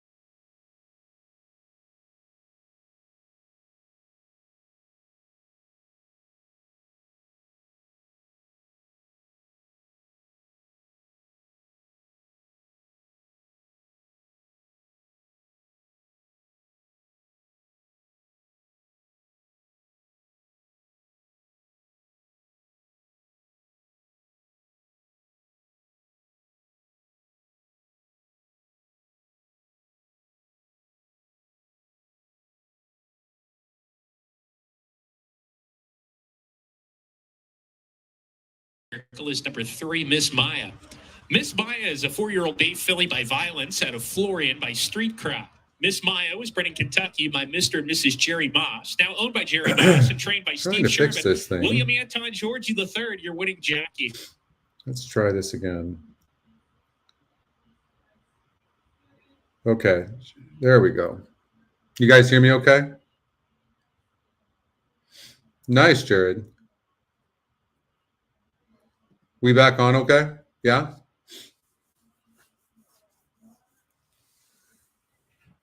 Yeah? Okay. Sorry about that.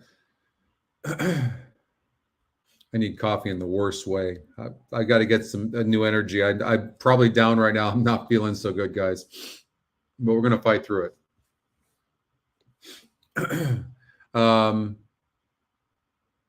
Anybody, did you guys have, anybody have the trifecta?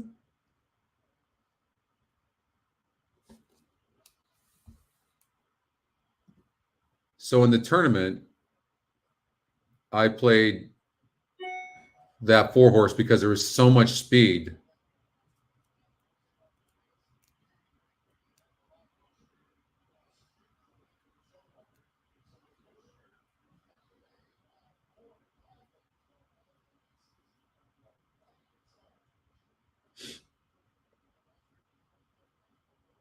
And this race is now official. Number 3, Miss Maya, pays $4.20 to win. 4 didn't run good, $1 huh? exact is $6.60. That was a chance. Trifecta, $8.85. $2 early daily double pays $21.20.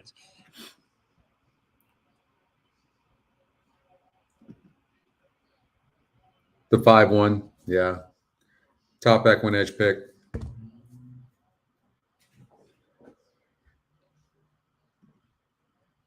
I need to put in a pick for Aqueduct.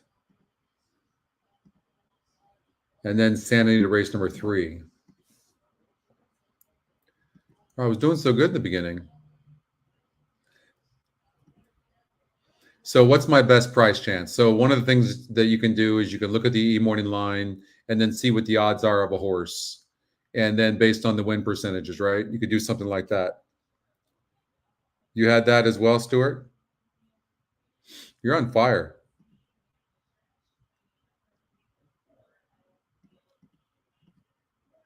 Oh, my goodness. So the 3-horse Shinful. But this is a big jump up in class.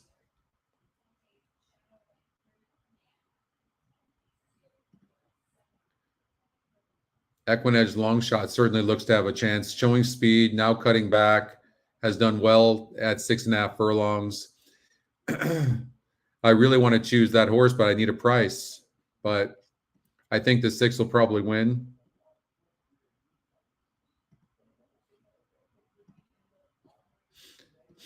All right, Santa Anita race number 3.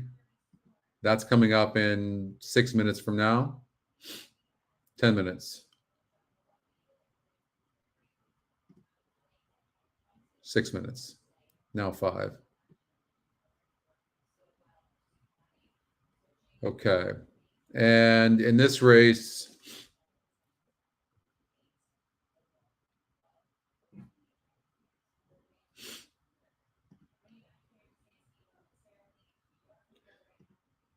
so if you look at the pace, there's just no pace in the race. These are the toughest races. It's a lot easier to judge a race when there's pace. When there's not, difficult.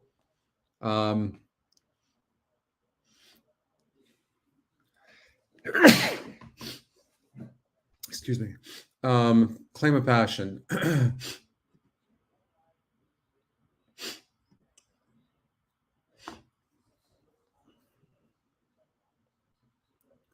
So this horse is facing easier. That would be one reason. It also has no speed, but there is no speed in here. So you're looking at a horse that will be, that can, nice going, Stuart. You're looking at a horse that can, you want to look at past performances to see where a horse was maybe close to the pace, and then, you know, they went for a sprint.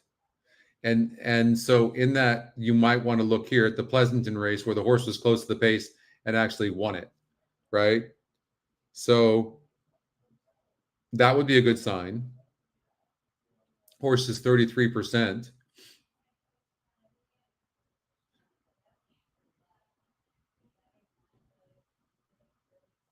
Here, there was a bunch of pace. I'm going to assume that if we look at this race, you're going to see a bunch of pace here, and then the horse closed. Let's see. Yeah, see the one horse went flying to the lead. See?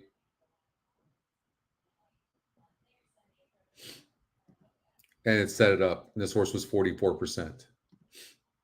So there's better horses in here. This horse doesn't look so good to me.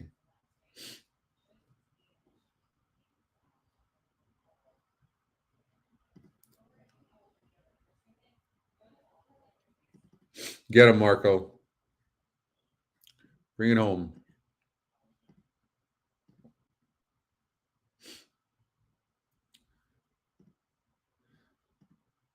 I think we're looking. I think the 6 can win this race. That's where I would lean towards. So I'm going to put that in there. I think 6-4.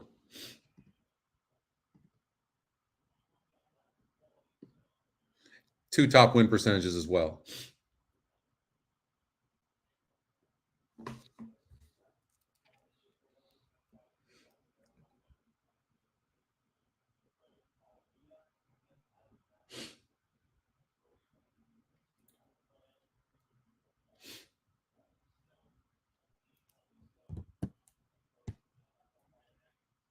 And Can't Hurry Love, they still duke it out on the front end. They went 23.70 for that opening quarter mile. They're approaching a quarter mile left to go, and they are still head and head on the front end. Quality Stones is trying to put away Can't Hurry Love, but Can't Hurry Love has put away Quality Stones, and Can't Hurry Love is now 2 lengths in front. Quality Stones is back to second. Kali Magic out in the center of the racetrack trying to rally on with Happy Sophia. Can't Hurry Love is just striding away, 5-6 lengths clear. In a tight spot there, but took all the early pressure, and Can't Hurry Love, much the best in the finale. Can't Hurry Love, Kali Magic will grab second. The 6 horse got second. And Shinful in 1 minute, 18.24 seconds. Got bet down to 5-2.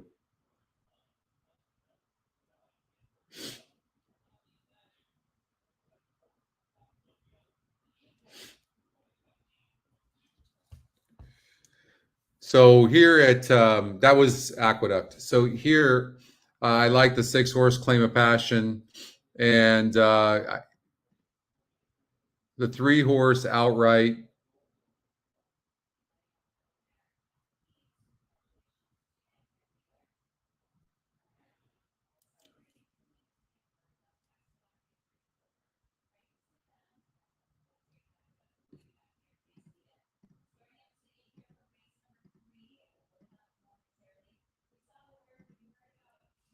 The horses have reached the starting gate. I'm having a hard time between the 3 and the 4. Which one I like better?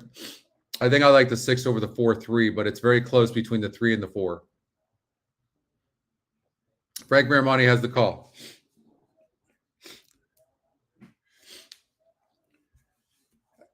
I understand why you'd say that, because I don't think it has a prayer. That's why. Vicente Shadow going in. Pepperman is next.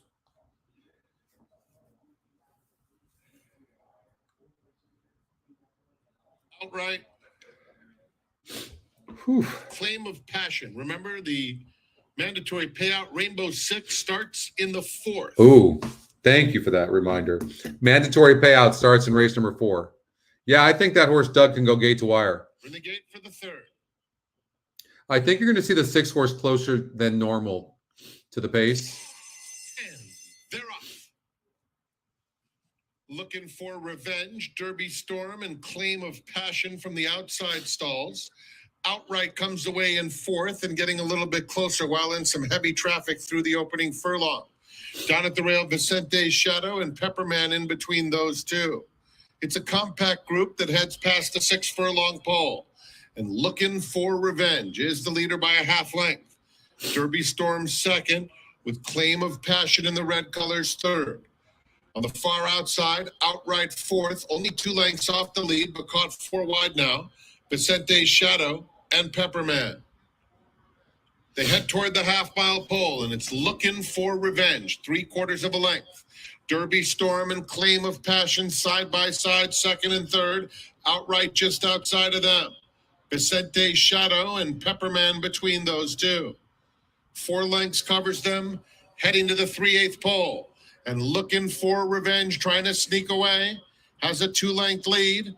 A hard-ridden Claim of Passion. Outright moves up to nab second.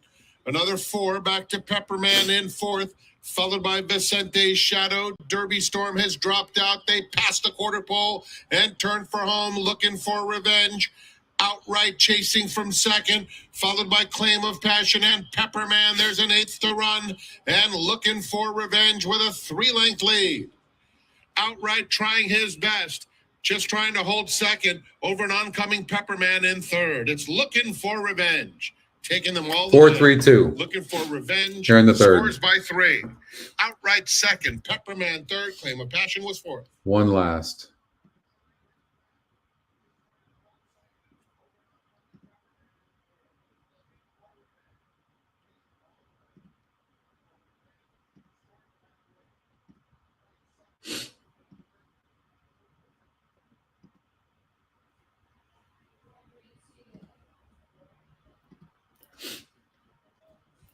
All right, what is coming up next? Tampa Bay 10. 10? Not 9?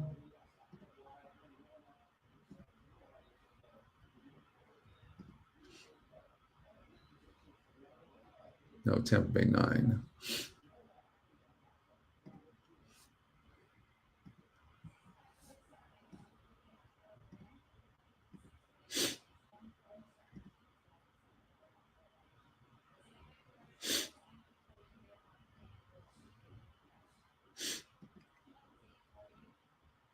What'd you get, Doug? All right, so we're going to sort the E-morning line. And first of all, this horse doesn't have to win this race.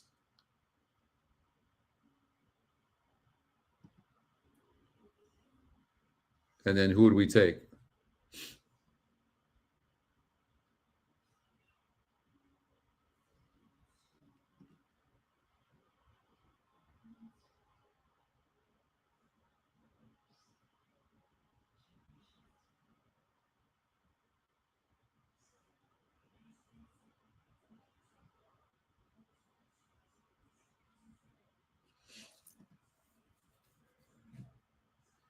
It's tough.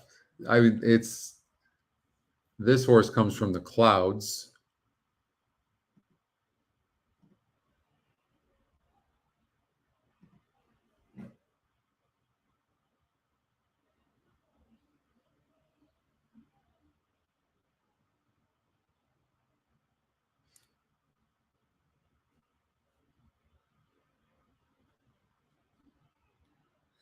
Wait, you just hit the Aqueduct pick 6 as well?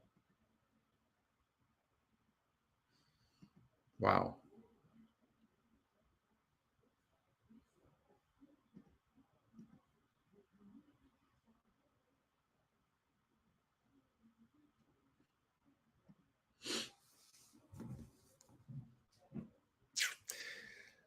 Trying to find a long shot right now in here.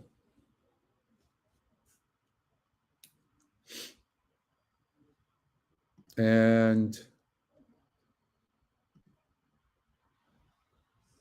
you know, one of the ways I do it here, so this is some of the stuff that we teach in the coaching class. What's up, Corey? If you haven't been in the coaching class, you should check the coaching class out, actually, because there's a lot of good teachings in there. And all you do is go to EquinEdge.com, and then over here you'll see free coaching class. And these are often full. They're such good classes, and 12 spots left for the night class and day class. And the last class on Thursday, the day class had 12 people, and the night class had 7 people. But we go through races and different scenarios, and people love those classes, and I highly recommend them. So one of the things when you look at a race like this, I love it in Florida. We got the mandatory pick 6 we're going to do next. But one of the ways you can do this is you can go like this. Watch. So when races like this, or maybe you're tired like I am now, my eyes are bugging out a little bit, and you go like this. You take the SOR, compare it to today's SOR. So we know that it's a little bit easier competition. You take the win percentage last time to this, and then you take the GSR. So what we see is a little bit easier, and the win percentage goes up. Okay, that's a positive. So you're imagining that the horse should run better than what it ran last time. Doesn't put it in the winner's circle. So now we make a mental note that we're not throwing the 5 out, right? Okay. So now we look at the 6 horse going from a 52 to a 54. So a little bit tougher. 12% to 15. It's about the same, and the GSR stays about the same. So you can see that maybe you're looking at the same type of effort for this horse, right?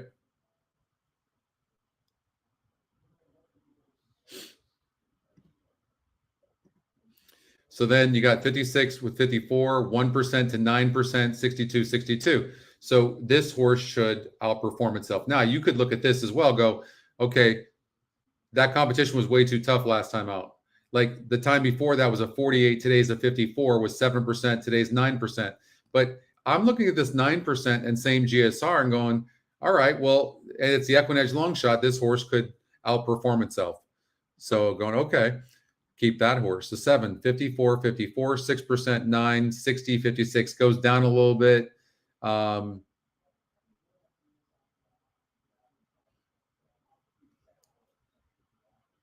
Didn't break good though.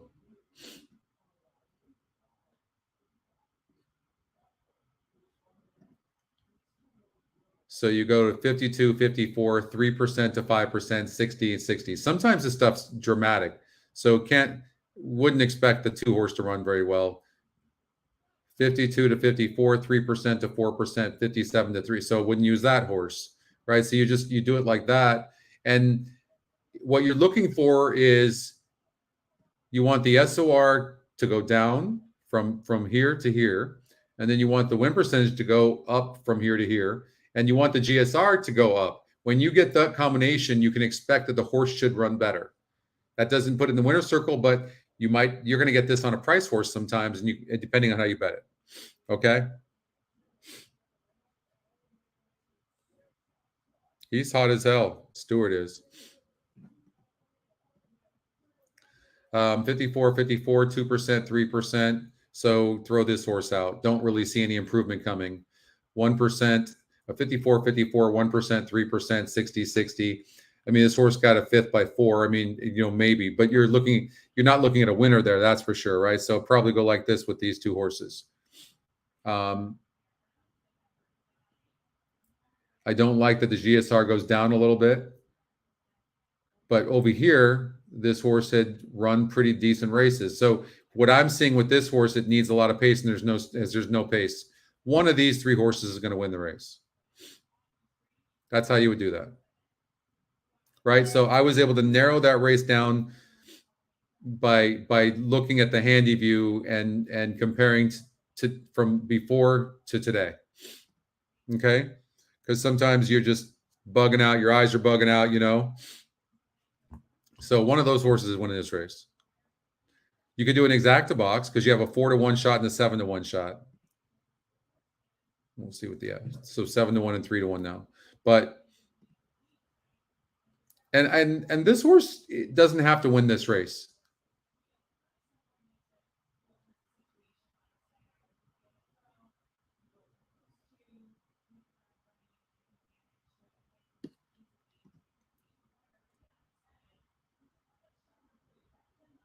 This EquinEdge long shot is 5-to-1 in the EquinEdge morning line. I mean, it's really quite remarkable. And it was 25-to-1 on the EquinEdge morning line last time it ran. So put that in perspective. 25-to-1 and 1%. and it went off at 37-1 and didn't run. Today, it's 5-1 EquinEdge morning line. It's an EquinEdge long shot, and it's 9% in a race where one horse is dominating that maybe could be a little bit vulnerable. Okay. So, but we have Santa Anita mandatory pick 6, so we're obviously going to do that. I'll do a $120 ticket. I'm going to stay with you guys through the end of or this first leg at Santa Anita. I'm going to check out early today.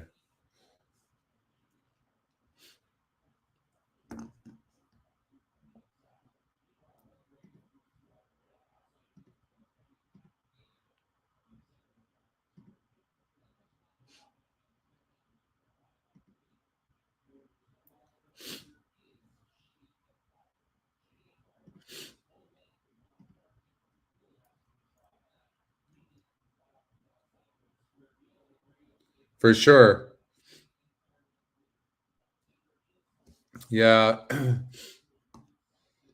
I progressively got worse over this afternoon. I was starting to get better too. I love the Vicks Vapor Rub. It's the best. Absolutely the best. Let me turn on the light here.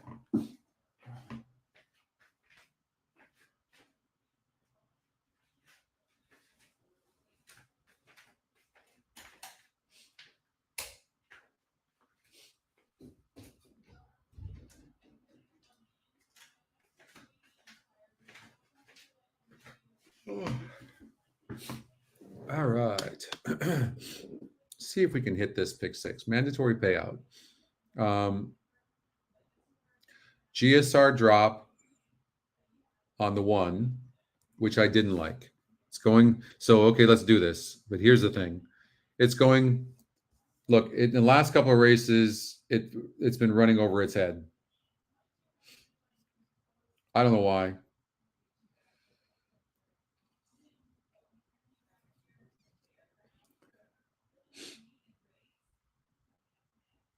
Now it drops into a 44 group where it's just one of the ones. But I want to show you something.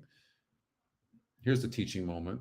So you see faced a 42, 46, 44. These are state breds, cow breds, okay? You see that right here? With 16, 32, and 42%. And second, and fourth. But I want you to notice the GSR. Against that competition, this horse was 16%, 32%, 42%, and look at the GSR.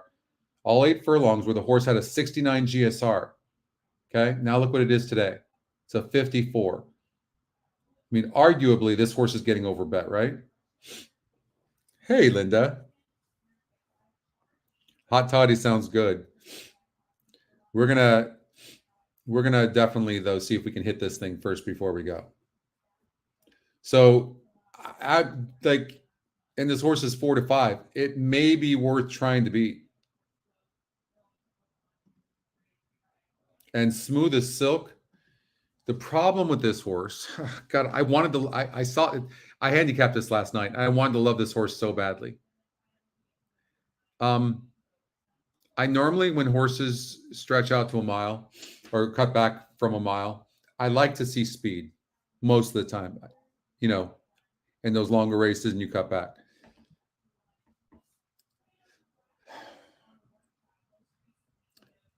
This horse got a 4th place finish last time out. Maybe we can watch this race.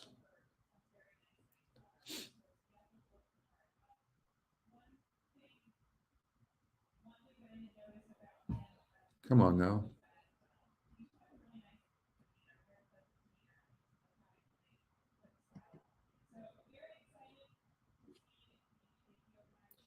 There we go. Thank you. All right, so we're looking at Smooth as Silk. Now, the big favorite, Nivon, won the race. And this horse was the 4. Let's watch this mile race. And they're off. Very even beginning. Love Our Family gets the first call. Smooth as Silk backs off as Niven. It's another 3 back to Smooth as So right here in the Just white. took a peek back to see Speaking Spanglish inside of her. Shoot is now And they're third flying. fastest, and Violet Crown 22 and is 4 at is the pretty back of fast, the although field. they look in hand. Onto the backstretch, Smooth as Silk.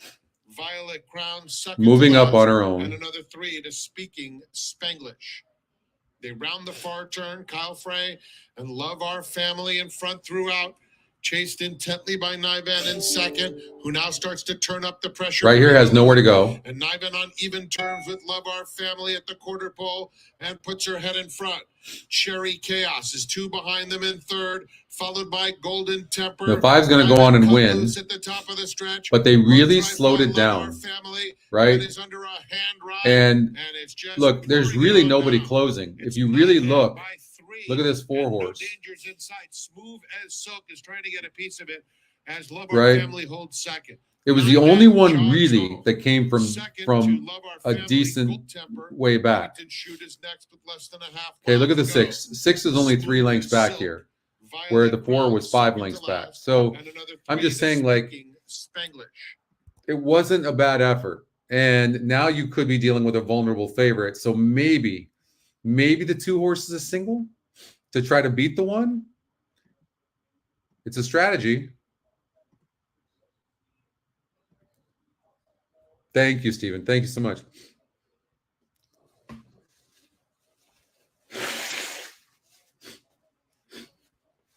So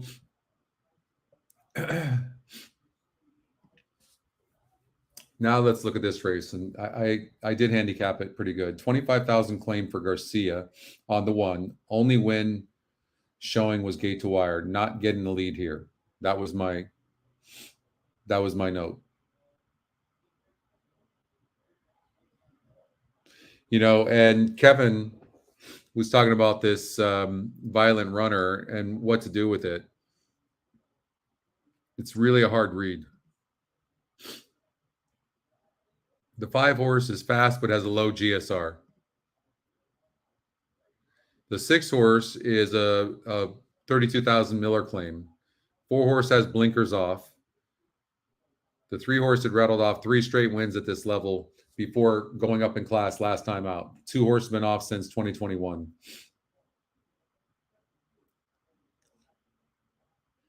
Your 64% chance of winning if you use the 3 and the 6.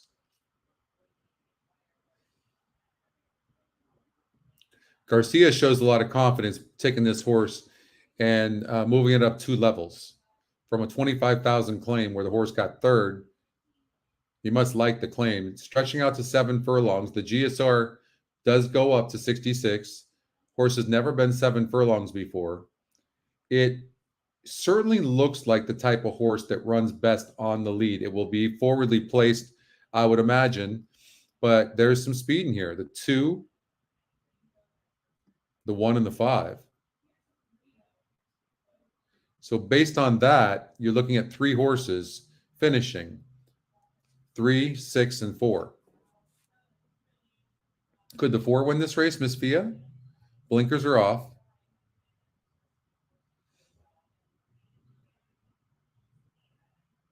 It barely lost last time out. It gets an extra furlong here. The GSR is about the same, goes down 2 points. I'm curious the pace scenario in this race for this horse last time.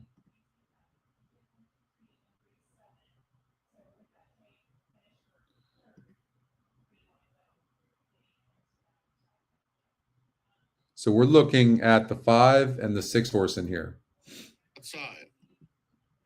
2 is going to get the lead. Miss Fia is very quick away from the gate. She's joined at the rail by LaVie, who comes through now to take the lead. So it's LaVie in front early on. Delmar Drama moves up to take second. Rachel. They're covered by about That's 10 not that fast. Now you can see the 2 horses we're looking at are in 2nd and 3rd right now, 5 and 6. 6 got a flyer out of the gate and then sat, which is Miss Fia. Delmar Drama, who's in this same race. Coming gamely on the outside to re-engage. Bowl of Cherries coming alive in the center of the track with a nice bid late. Here's Bowl of Cherries coming fast now. And Bowl of Cherries is right up to Miss Fia as they come for the wire. These two nose to nose. Bowl of Cherries got up. What do you make of that race? Bowl of Cherries. Hard knocking horse.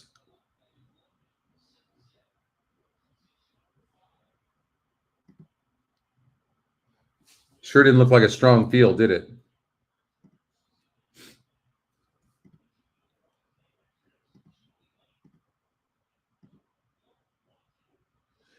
Yeah, I'm going to single the two. Go get him. Go get him, Stuart.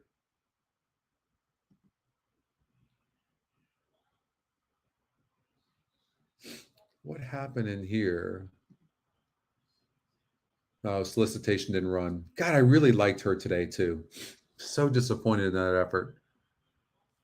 So Miss Fia was pretty close to the pace where she's going to get a nice trip this time.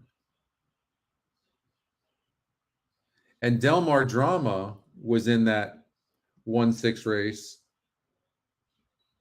She's going from 19% to 25%. EquinEdge's second pick. And this horse is going from 8 to 13. So it's really amazing how, like, Miss Fia certainly outran Del Mar Drama in that last race. We saw it.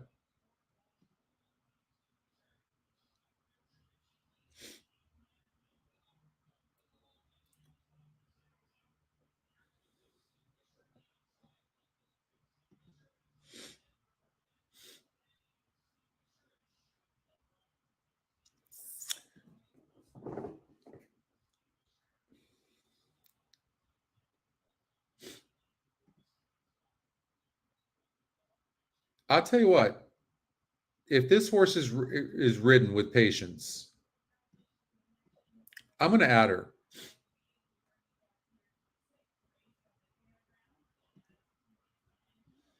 I'm going to add her.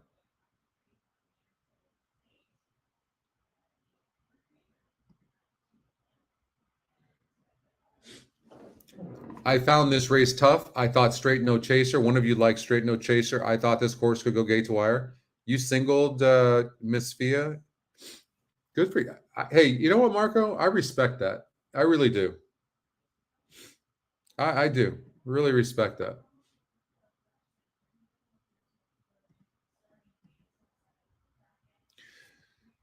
Okay, so this race here, I watched video on this race. My God, like 4 or 5 of these come out of the same race of this 6 furlongs here, now down the hill.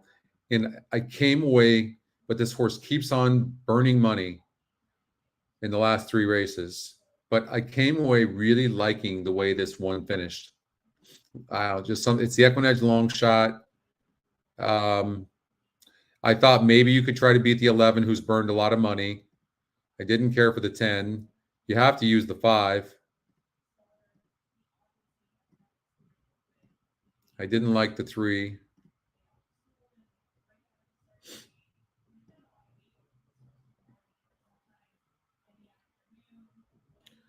And only the 6 and the 1 have won at this down the hill.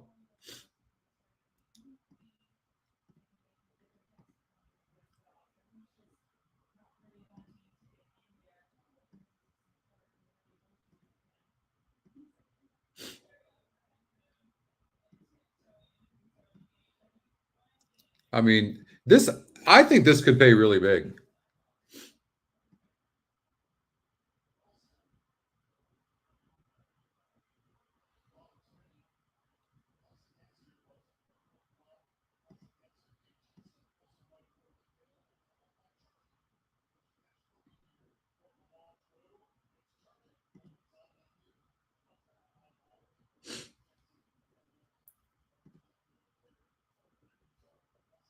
Mandatory payout. So this is a ticket for $115. And what I'm going to try to do is confidently throw out horses now based on pace. So the 6 horse. So I want to throw out low class horses. So this 3 Exalted, believe it or not, is only 14%. It's top EquinEdge pick though. It's got the top GSR, second top GSR, which is good. But when you look at the class, it's 1 for 1. It faced a 61 group. So it won last time out against a 58 group, beating 8 other horses. That was the first time it was on the turf. The GSR went up. It looks like this horse can go dirt or turf. It doesn't matter. But that was a 58 group. All right, so let's look at some of the higher class horses and what their story is. Candero, been facing tougher horses, but not really in contention. Okay. But does get a new trainer, Papa Badromo, who can turn things around. This horse been facing better horses, and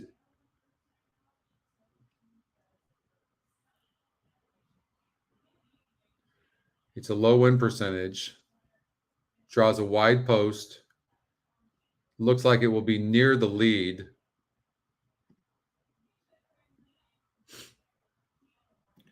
Mecklenburg, this horse has been facing good horses and will be on the lead. This is a rough race. You know, you have to take some risks here. This is where you have to take risks. And so, you know, you have to have a conviction. I'm trying to find a reason to eliminate somebody, like Exalted the 3. It won last time out, and so people tend to bet a horse because it won. And maybe you should. You know, Hernandez went on the horse for the first time, and the horse wins the race going on the turf. We can look at the competition and see if it was any good.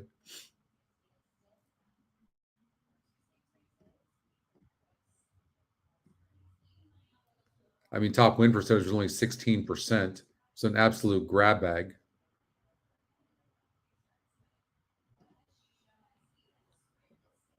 I mean, but there's nothing wrong with this horse. This horse always runs, doesn't it? Right? So is a group of hard knocking horses. Yeah, this is not an easy sequence. 9 script.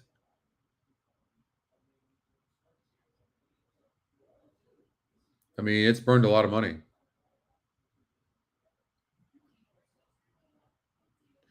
It certainly needs pace. And there's not really an abundance of pace in here at all. It's interesting, this 12 horse, 5 wins, 3 seconds, and 1/3 against it's been facing solid horses. And the last race was a 68 SOR, so it was a tough race. So throw that out. It wasn't really meant to do anything. It was in a grade 3 before that, 64 group. And there was 4 other horses. It was on synthetic. The GSR dropped. Now we're getting back to what it faced before, but it's only 4%. It's EquinEdge's long shot. This horse has every right to run a good race. The other thing you can do is take like the top 4 EE morning lines. Nothing wrong with that. It's amazing how often that happens. Here, we'll add this. We'll keep this horse. We got to add the 12. And I'm looking at this horse on paper. Flavian Pratt, Love, Adam Kitchman. This horse looks fantastic. Nothing wrong with this horse. It's just an absolute grab bag. Top pace number is the 6. Can we throw out the 8? Not really. Papa Badromo believes this horse belongs here.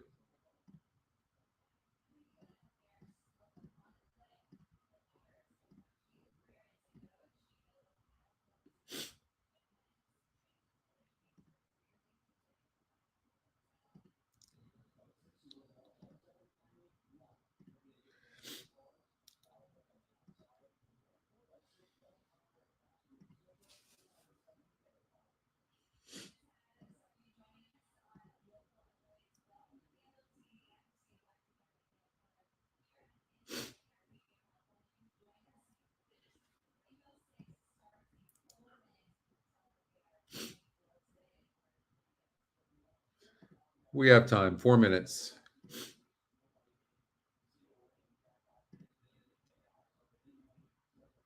So this was the last race for, I mean, Forbidden Kingdom. Are you kidding me? And this horse only lost by, what, 3 lengths? 2 3/4 lengths to Forbidden Kingdom. I mean, of course, Forbidden Kingdom got the lead there. And this horse couldn't get the lead and still did that. Why don't we take a chance and single the 1, straight no chaser? First of all, what I really like here is this horse is going here, won easily against 6.5 furlongs. Now cuts back. Hopkins, I've often said, isn't that great of a horse. It's a good horse. It's not that great. Howbeit, it's got a low win percentage. McLaren Vale looks just okay to me, nothing great. Like in a race like this, you might not catch this horse. Maldonado aboard, jockey trainer combination, 43%. I don't know. It's such a tough sequence. I don't know what else to recommend. So we're going to do this because maybe we'll do that. Because I don't know that I would single the 2 Master of Foxhounds here. It is 9-5 EquinEdge morning line. Oh, maybe you could single that horse too. Maybe I'm wrong.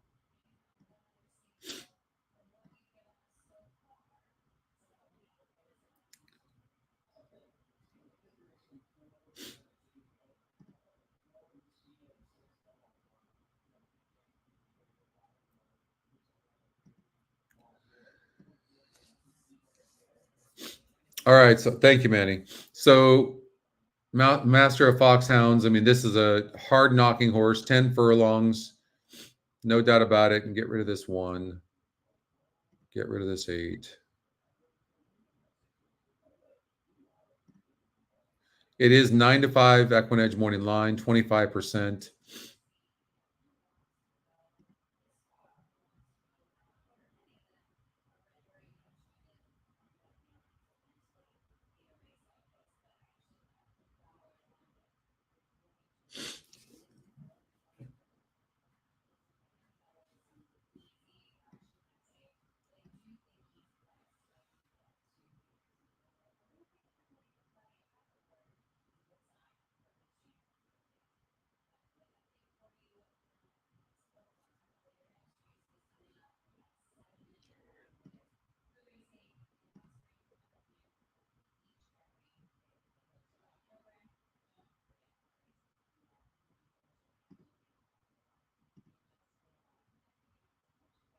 This horse looks really tough.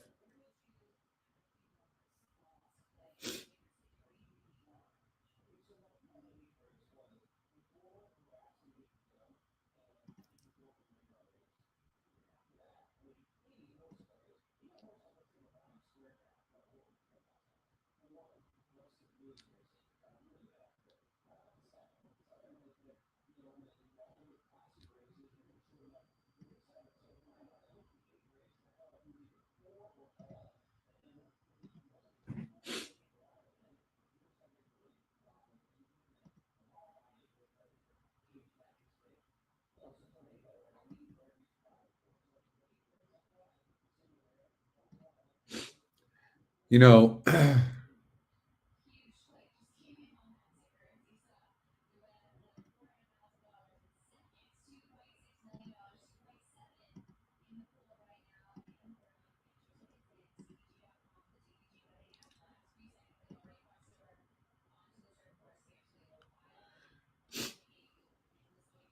this horse is so tough at 10 furlongs. Rispoli's aboard. The horse is 9-5 EquinEdge morning line. This horse is really pushing its limits, but it goes long, doesn't it? 11 furlongs. Look at this, 10 furlongs. But 10 furlongs is really stretching it.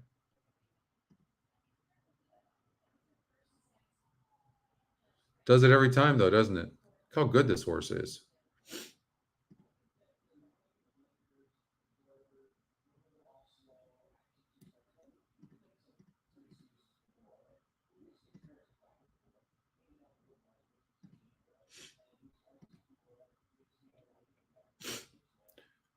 All right, so I'm going to try to open this up. Clear this leg.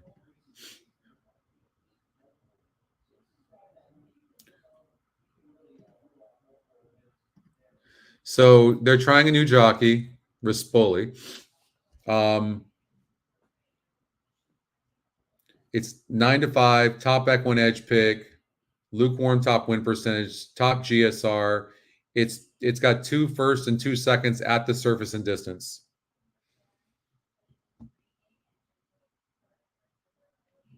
Which race, Anthony?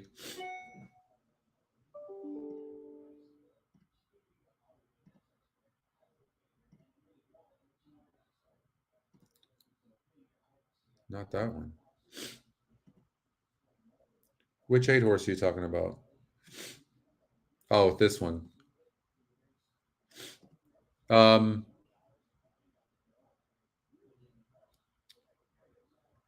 This horse has no speed. It's 15-1 on the EquinEdge morning line. The 6th. It's 15-1 on the EquinEdge morning line. I don't want to just let that alone get me. It's got 2 third-place finishes against a 69 SOR group. It's only 4%.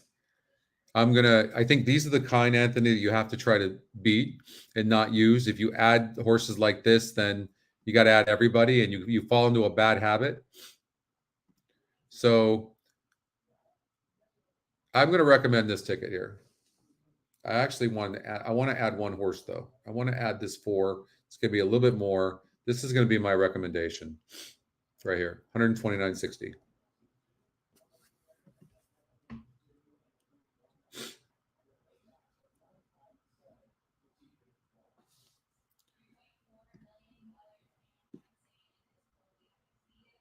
It's post time for the start of the Rainbow Pick 6.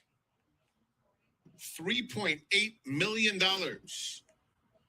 And still growing in the final stages of wagering. Anita Park thanks its fans. So we're going for the 2 horse.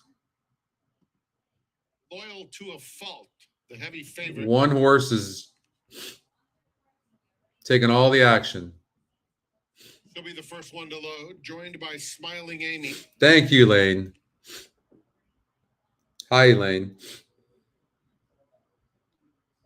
Look, this isn't for the faint of heart. I mean, this horse is 3-5 right now, the 1. I get it.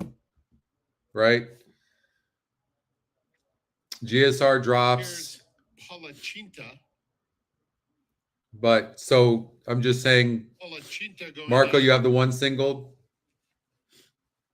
Timely Luck will be the last one to load. Best of luck in the Rainbow 6.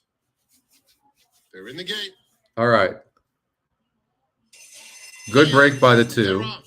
Not a great break by the 1. Began well, so did Smiling Amy, flashing speed. Here's the favorite, Loyal to a Fault, coming through along the inside of those 2, making it 3 right across the course. Smoke 'em on the Cliff, Timely Luck widest of all, and Smooth It Silk is at the back of a very compact field. It's Smiling Amy on the outside, just in front, tugging to a narrow lead over Loyal to a Fault in second. Palachinta has shuffled all the way back to last. Smoke 'em on the Cliff, Red Cap at the rail third, Timely Luck just outside of her.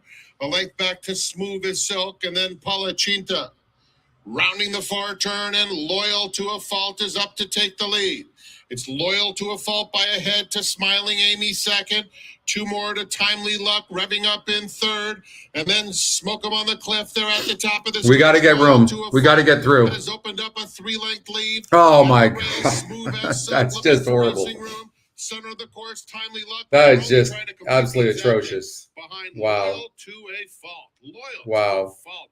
Just romping. Are you kidding me? Overwhelming the competition to win by 6. Smooth as Silk. That's 2 races today with the 1-2 finishers bred by Redham Racing.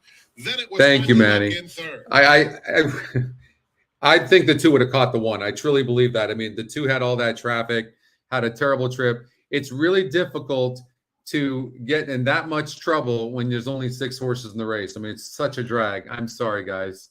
What are you going to do? I mean, first of all, the 2's probably going to get disqualified. Who's on the 2? 1. Loyal to a Oh my fault God. was first. Too smooth as silk. Terrible second. Strip was best. I think he was Seven, best. Kindly Luck third, and four, Smiling Amy fourth. 1-2-7-4. Running time 110.12.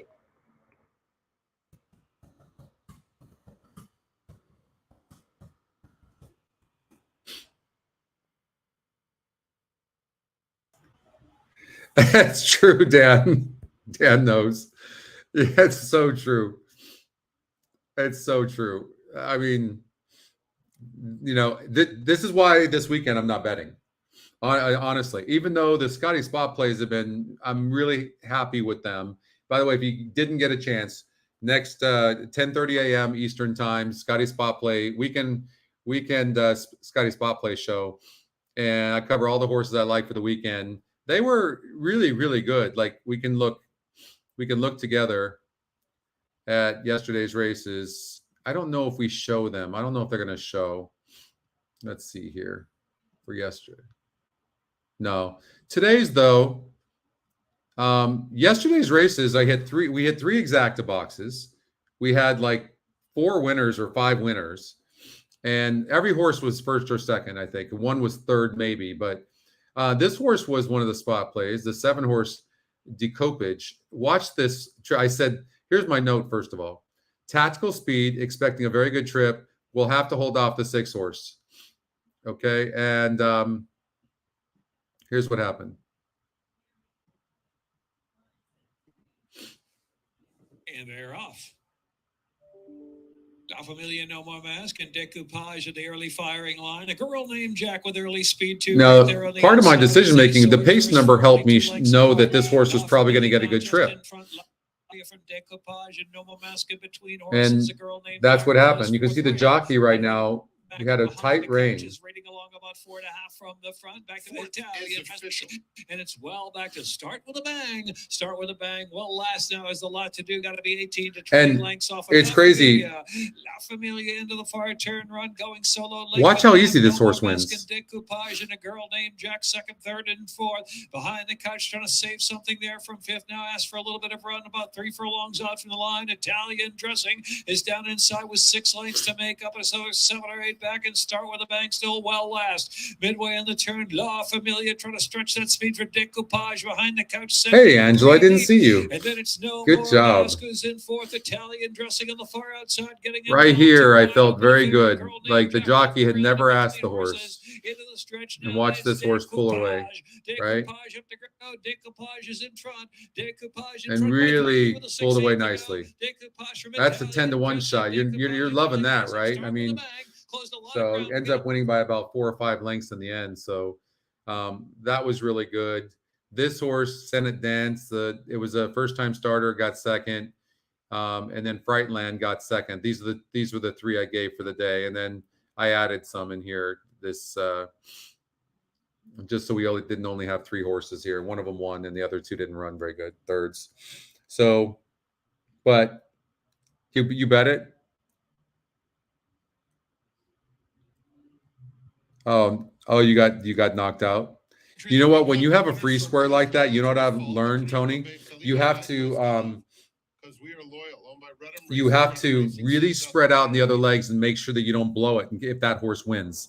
What happens is we'll only cover a few horses in some of the other legs when we single a long shot like that, because we're not really fully confident the horse will win. But when it does, now we're wishing we had spread out. So you want to make sure that you spread out. I'm going to hang with you guys for this race at Golden Gate Fields. Hey, John. Let's see if we can find a winner. God, I really like that too. That really stunk. That was such a drag.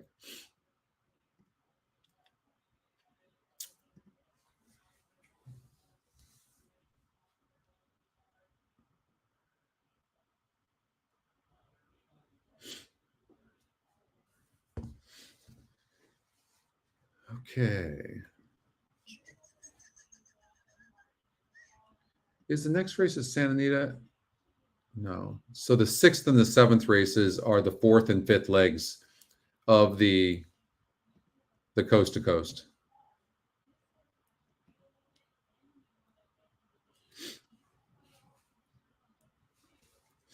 Yeah, we can do that, Tony. No problem.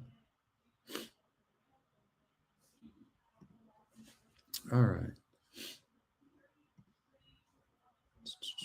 Dulas. Okay. So the first thing we'll look at this too. 64, 62. So easier competition. 14%, 9% goes down, but the GSR goes up. Mixed feelings. I like the GSR going back up. The win percentage goes down a little bit. I don't love that. The competition, and it's the EquinEdge second pick. So, excuse me. This one, easier, about the same win percentage, and the GSR goes up. That's a big positive. These horses come out of the same race. Why don't we watch it? So we're looking at the 2 and the 3. And they're coming back at the same surface and distance. We're ready to go. And hey, Robert. Uneventful break. Kiwi's Dream asks for speed. Stormy Samurai quick. So 2 just has no Samurai speed. Grabs the lead from Kiwi's Dream, who takes a hold now. He'll track from the second position. Mr. Impossible third alongside American Farmer. Tarantino is 3 deep on the course, easing off that pair is now at the back. American Farmer, Mr. Impossible. So that's pretty fast paced. Down the back stretch. Kiwi's Dream still aligned with the Southern California. So you would imagine that the Long Lance, he appears to be traveling nicely into the 5th spot. You know, the race, and now the horse up front's slowing up. The back looks like his rider, Frank Alvarado, wants him to pick it up, but he's dropped to the tail and he's in an upper pole. American Farmer. So the race was set up for both the 3 and the 2 in this race. Behind them, and Long Lance is getting into it. American Farmer gets the jump on Long Lance. Stormy Samurai trying to hang tough, but he's back in 3rd, and it's a 2-horse race between and Long Lance the 2 was just way better than the 3. All right, so we saw that, right? So that's a good backtrack. And so Long Lance was way better than Mr. Impossible, who was 14% and 26%. Now, what I want to do is I want to compare Long Lance and Mr. Impossible from last race to this race on their win percentages. So Mr. Impossible is 9% and was 14% there. 8-5 on the EquinEdge morning line, though. So the system knew this horse was going to get bet, which is interesting. They have similar speed. The 3-horse. So American Farmer.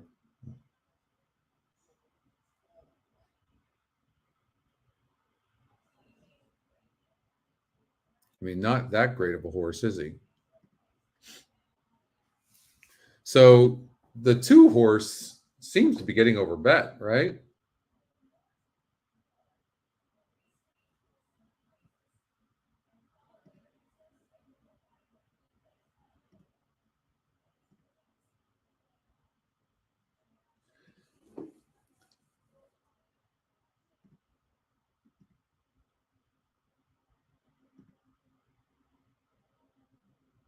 So what's supposed to turn around here for this horse?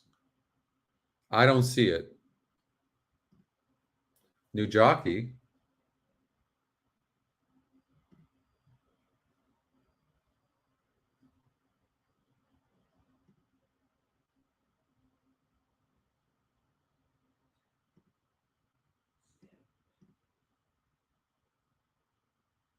This horse has been off a while. 37%. I would be on the 1.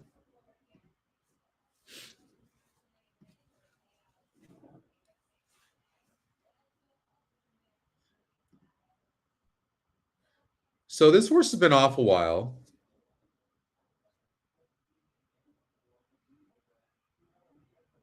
Nice, Robert. What's up? It's been a while.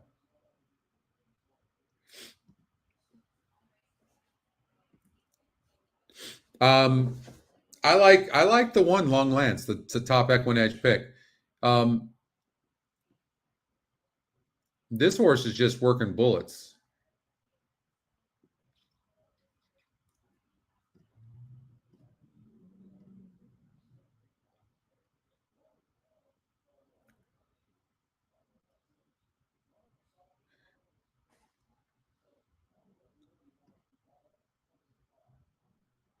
I'm on the 1.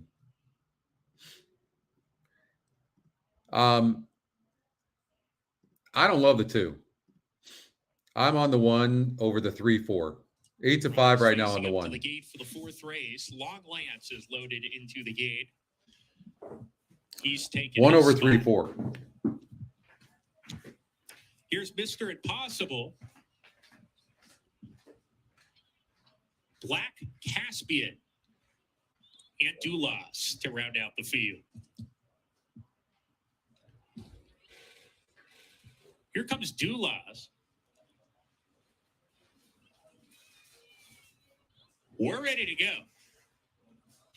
And Laura. Mr. Impossible sent out of the gate to get to the front. Dulas off the year layoff is fresh, is taking the 2nd spot. Black Caspian 3rd. Long Lance and a good gallop early already. And he's at the back of the pack with Black Caspian. Those two about 2.5 lengths behind. Mr. Impossible leads the way into the clubhouse turn. So the Southern California Invader from the Simon Callahan barn has a clear lead today, and the margin's a 1.5 lengths around the clubhouse turn. Dulas tracking from 2nd, happy to do so. And 3rd, Long Lance. He's on a snug hold now, a little bit eager, Long Lance, into the 3rd position ahead of Black Caspian right up alongside as the 4 runners make their way up the backstretch. Mr. Impossible, the chestnut with the big white blaze, still on top. Here comes Dulas. They went pretty slow early, and he's going to quicken the pace a little bit here. Mr. Impossible still the leader, a 1/2 length. Dulas on the outside right there. 1 3/4 lengths to Long Lance, still on that hold. Armando Ayuso telling him to relax a bit here. Will try to do his best running later down in the lane. And Black Caspian alongside of him as they hit the 4-turn run. At the moment, anybody can win. Mr. Impossible still the leader, a length in front now, tries to open up. Dulas chasing in 2nd. Long Lance 3rd. He's patiently ridden. He's got some run, Long Lance. And Black Caspian, he's the first one under heavy pressure. Hitting the quarter pole, Mr. Impossible still the one to reel in. Dulas is 2nd. Long Lance being asked to get going now in 3rd. He's got to pick it up as they come down the lane. Mr. Impossible still clings on to the lead. Long Lance is leveling off on the outside, coming with his run. Long Lance gaining ground. Mr. Impossible trying to hang tough. Long Lance right up alongside. It's a terrific stretch, Jewel, that Mr. Impossible is going to win. Mr. Impossible gate to wire. Long Lance had every chance to run by him 2nd. 3rd goes to Dulas, and Black Caspian was next.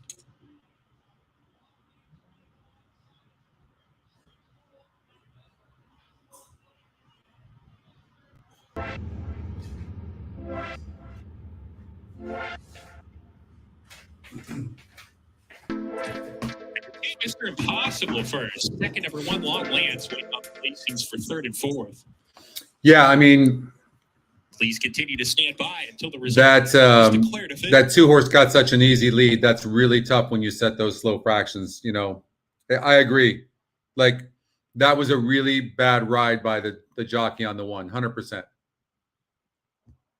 No question. You can't give the 2 that easy of a lead like that. There's no way. There's no way. That's a complete screw up. For sure.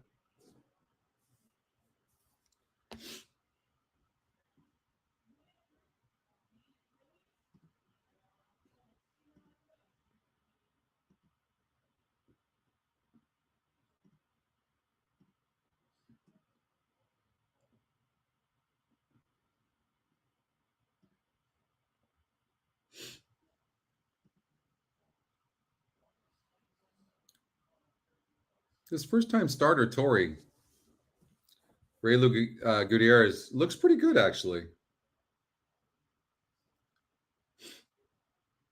Thank you, Elaine.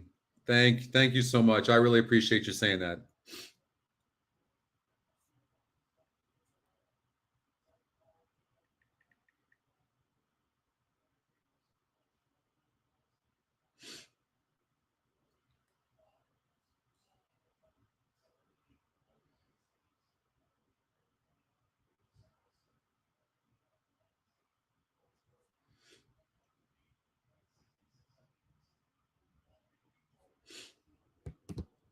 I love turf races.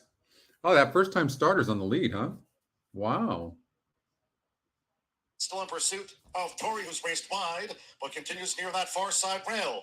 Watch this money end. Looking to gain, beautiful Navigator. Tori on the extreme outside. The half mile. Not taking the turn at all. 3/4 at 117.33. What the heck? At the turn in. It's Watch this money with the rail.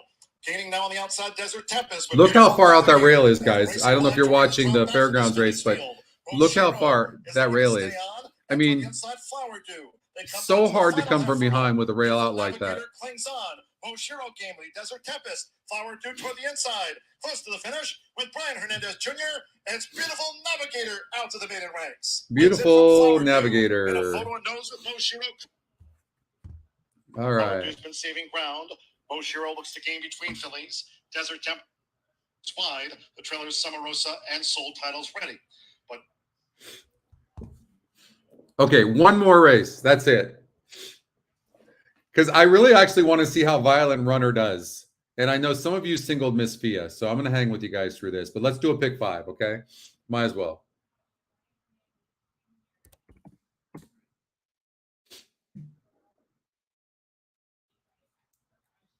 I'm thinking that the 1, 2, and 5 are going to duel.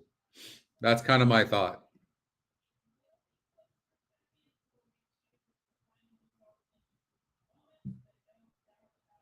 I mean, look, Papa Drum was taking this horse from a 12.5 claimer to a 35,000 claimer. That's a lot to ask. And the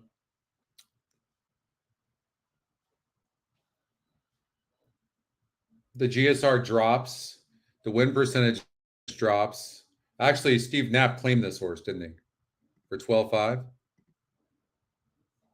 Yeah, it's very aggressive.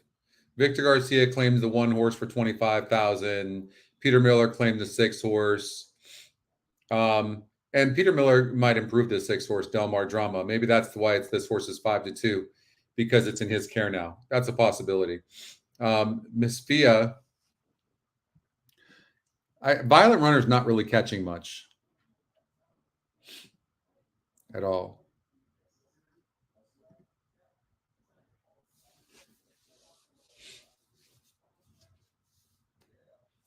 It's not the same anymore up there. Nope. I was up in San Francisco about 2 years ago, and I'll never go back.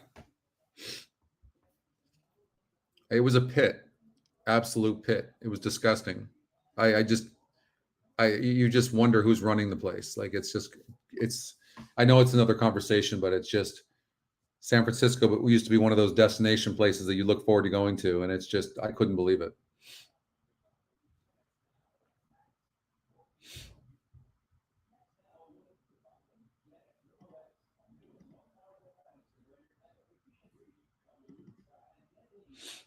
Stewart's been on fire.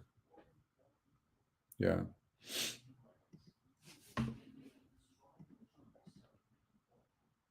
It's really sad. Really sad.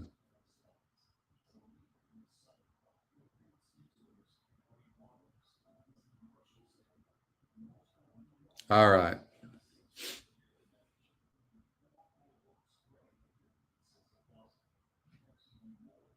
$1987. Well, you wouldn't recognize it now. Let me tell you, those were the fun times. Like, for those of us that grew up in the 80s, we had the best decade for sure, right? And probably even people would say the same thing in the 70s, maybe, I don't know, 50s for sure. But the 80s was such a good time to grow up. I mean, things were just, I don't know, simple, easy, innocent. You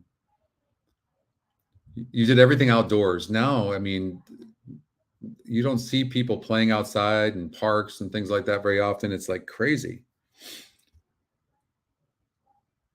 You stayed at the Fairmont in 1987, Dan? Oh, man. I remember that place. Know exactly where it's at. I stayed there before as well. Why is this a $324 ticket?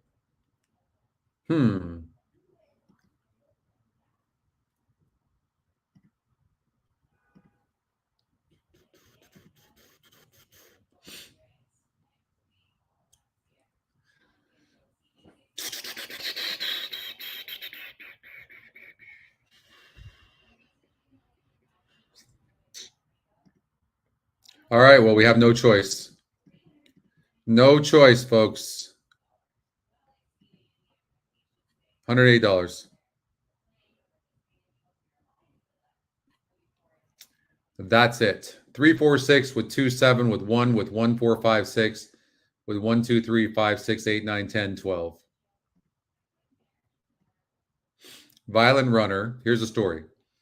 So this one had rattled off 4 straight wins, then goes in a grade 3, and didn't run bad.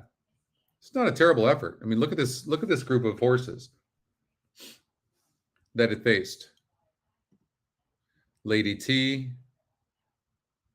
who came back to run yesterday in the Santa Monica.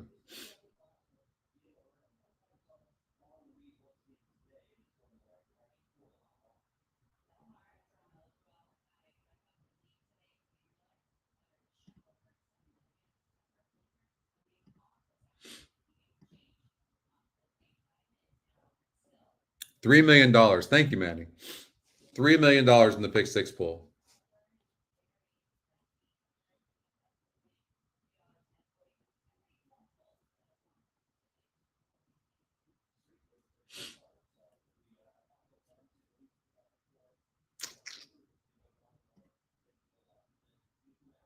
$108.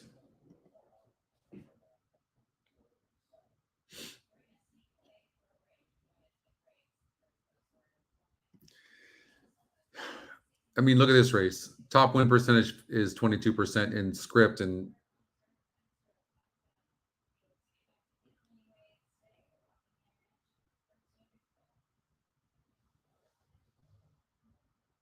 now the last couple of races it has faced some nice horses, to be fair.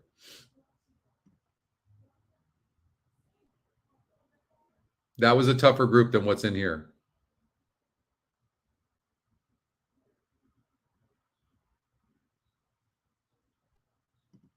But I mean, anything can happen in that race. 4.3 million. Gauge 3, 4, 6 trifecta box. Get it, brother. Rooting for you. 3 minutes before the race. Time now, if you excuse me, as one rocker to another, I got to go talk to your husband. Yes. Maybe we're gonna get another band going. Thank you so much for your time and good luck in the race. Thank you so much. Thank you.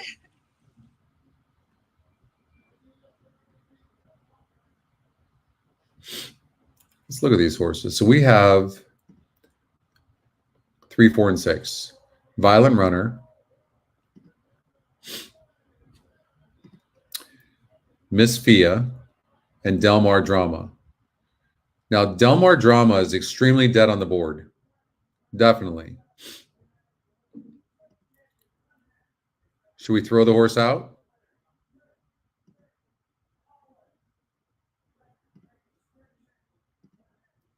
How about we throw the horse out? You have that advantage in the first leg. Artists, we think, is going to stop because of the pace. So we could do something like this, and then maybe this 3 horse is interesting. Howbeit, low win percentage, but it's interesting. Okay, let's see here.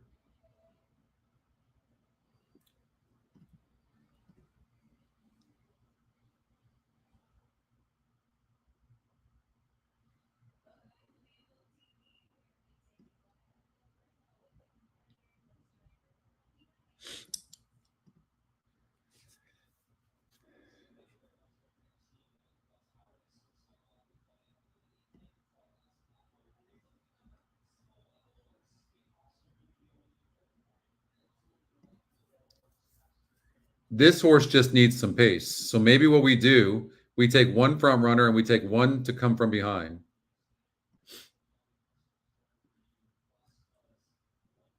Look at that. Now that's getting reasonable, right? That's not a bad ticket. That's not a bad ticket. All because we took the 6 out, Delmar Drama. You have options anyways.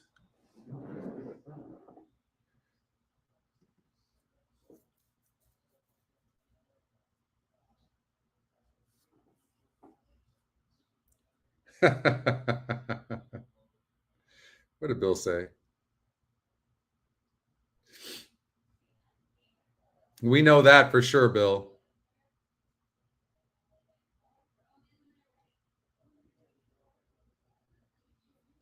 You're worried about the two live and let live?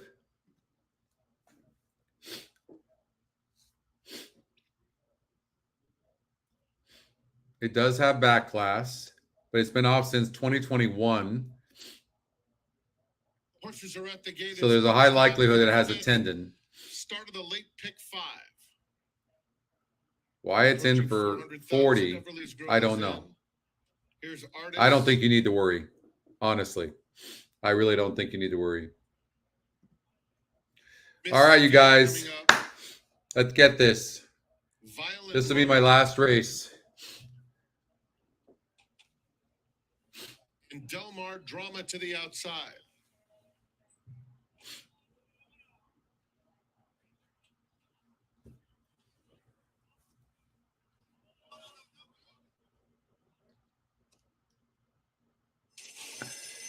And they're off. Artist gets the first call. Here comes Live and Let Live. And Live and Let Live sprints clear. 2 back to Violent Runner in 3rd, followed by Del Mar Drama 4th. Everly's Girl is 5th, 6 lengths off the lead, and Miss Fia is at the back of the field. It's Live and Let Live to the half-mile pole. Emily needs to be patient. Just sit. Second, and Violent Sit. Runner Chill. is just behind the top pair. A little bit eager to go from there. Nowhere to Why? go at this stage. Where are you trying to go? Gap of 4 lengths. Sit behind them and go to the outside. Drama on the outside of Everly's Girl. And Relax. Fia has trailed throughout. 3 furlongs remaining, and it's Live and Let Live by a half length. Artist second. Then Violent Runner, who has some breathing room now in 3rd, 3.5 off the leader.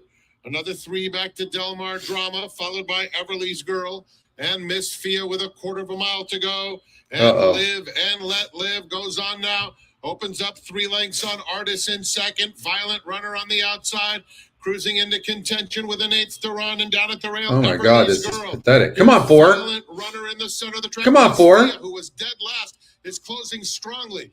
The No, it's gonna be 3-4. Runner past the 16th pole. Miss Fia closing, but out of time. Violent Runner wins it by 2. 3-2-4. Photo for second. 2 ran good, Bill. And Miss Fia. Good call. Then it was Everly's Girl.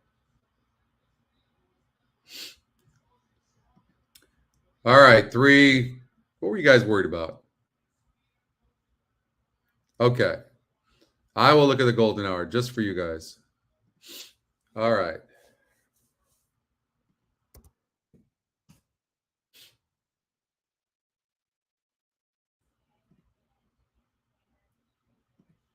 Refine now.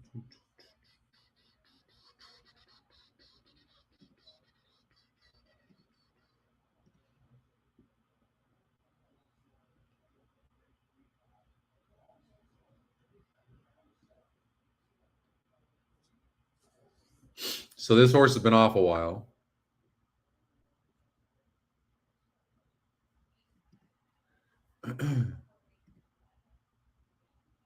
The 1 is very fast against a 40 group at 53%. It's going to have the lead, but I don't think it's classy enough. I think it'll probably stop. It faced a 50 group last time out, but it didn't run well. And it's been off since 2021. But it's got a big pace advantage, but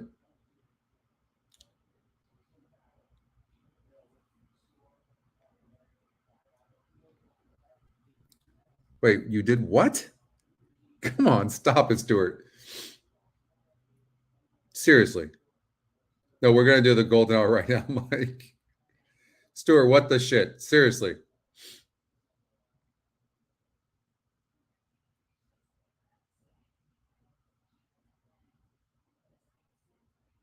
Yeah, Ray. Ray's, I love you, Stuart. But Ray's thinking what I'm thinking. I just...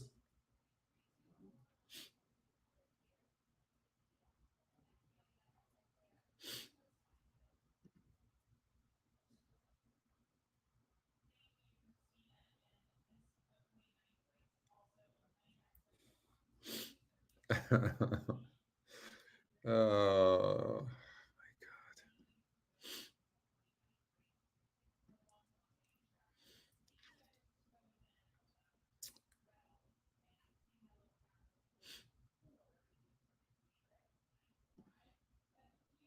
$52.50, $31.36, $58.58. I mean, this horse had rattled off 4 straight wins. It had an inside post. It broke 6th. Now it's getting an extra distance. And it could get some pressure from the outside is the problem.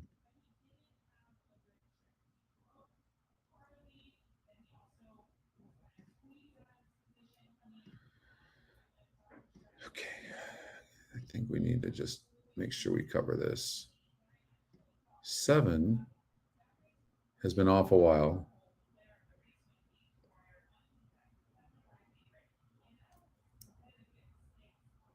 But it had some class. So we don't know what it's going to do. All right, I'm going to recommend that.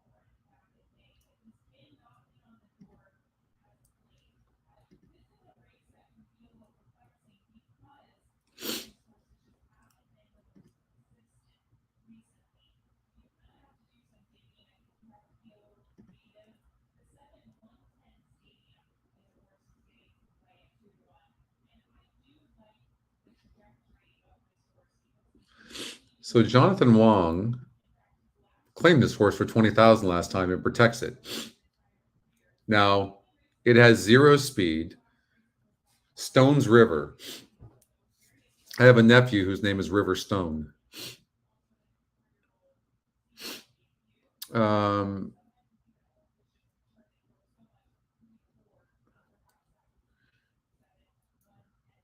There just is a really high chance with this low GSR.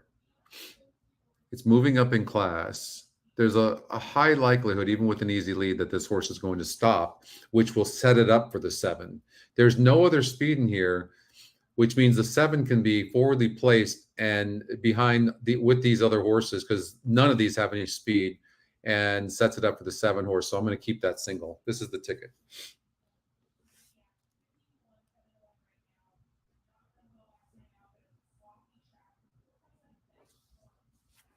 Okay, 1, 4, 5, 6 with 4, 5, 7 with pretty much everybody breathing and 7.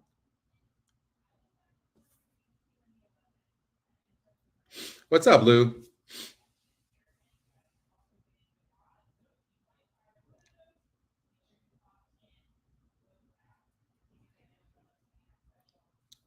Good luck, you guys, all of you guys. I really appreciate it. Thanks a lot for hanging with me today and yesterday. And okay, let's do all the advertisements. So the Scotty Spot Play show next Saturday at 10:30 Eastern Time. Don't forget to subscribe to the YouTube channel so you get all the notifications. What else? Don't forget to like the show. That really helps our channel too. And then we've got next week the Super Bowl's on Sunday, but we'll do a coast to coast show on Saturday. Okay. So thank you so much, Dan. Thank you. Appreciate your support always. You the man. And everybody have a fantastic rest of your Sunday and a wonderful weekend. Stay safe. Okay. We'll see you later. Thank you to Brian as well, producer Brian, to Brad and team, the entire team. We thank you. And of course to Tyler and Andrew from Santa Anita. We'll see you later.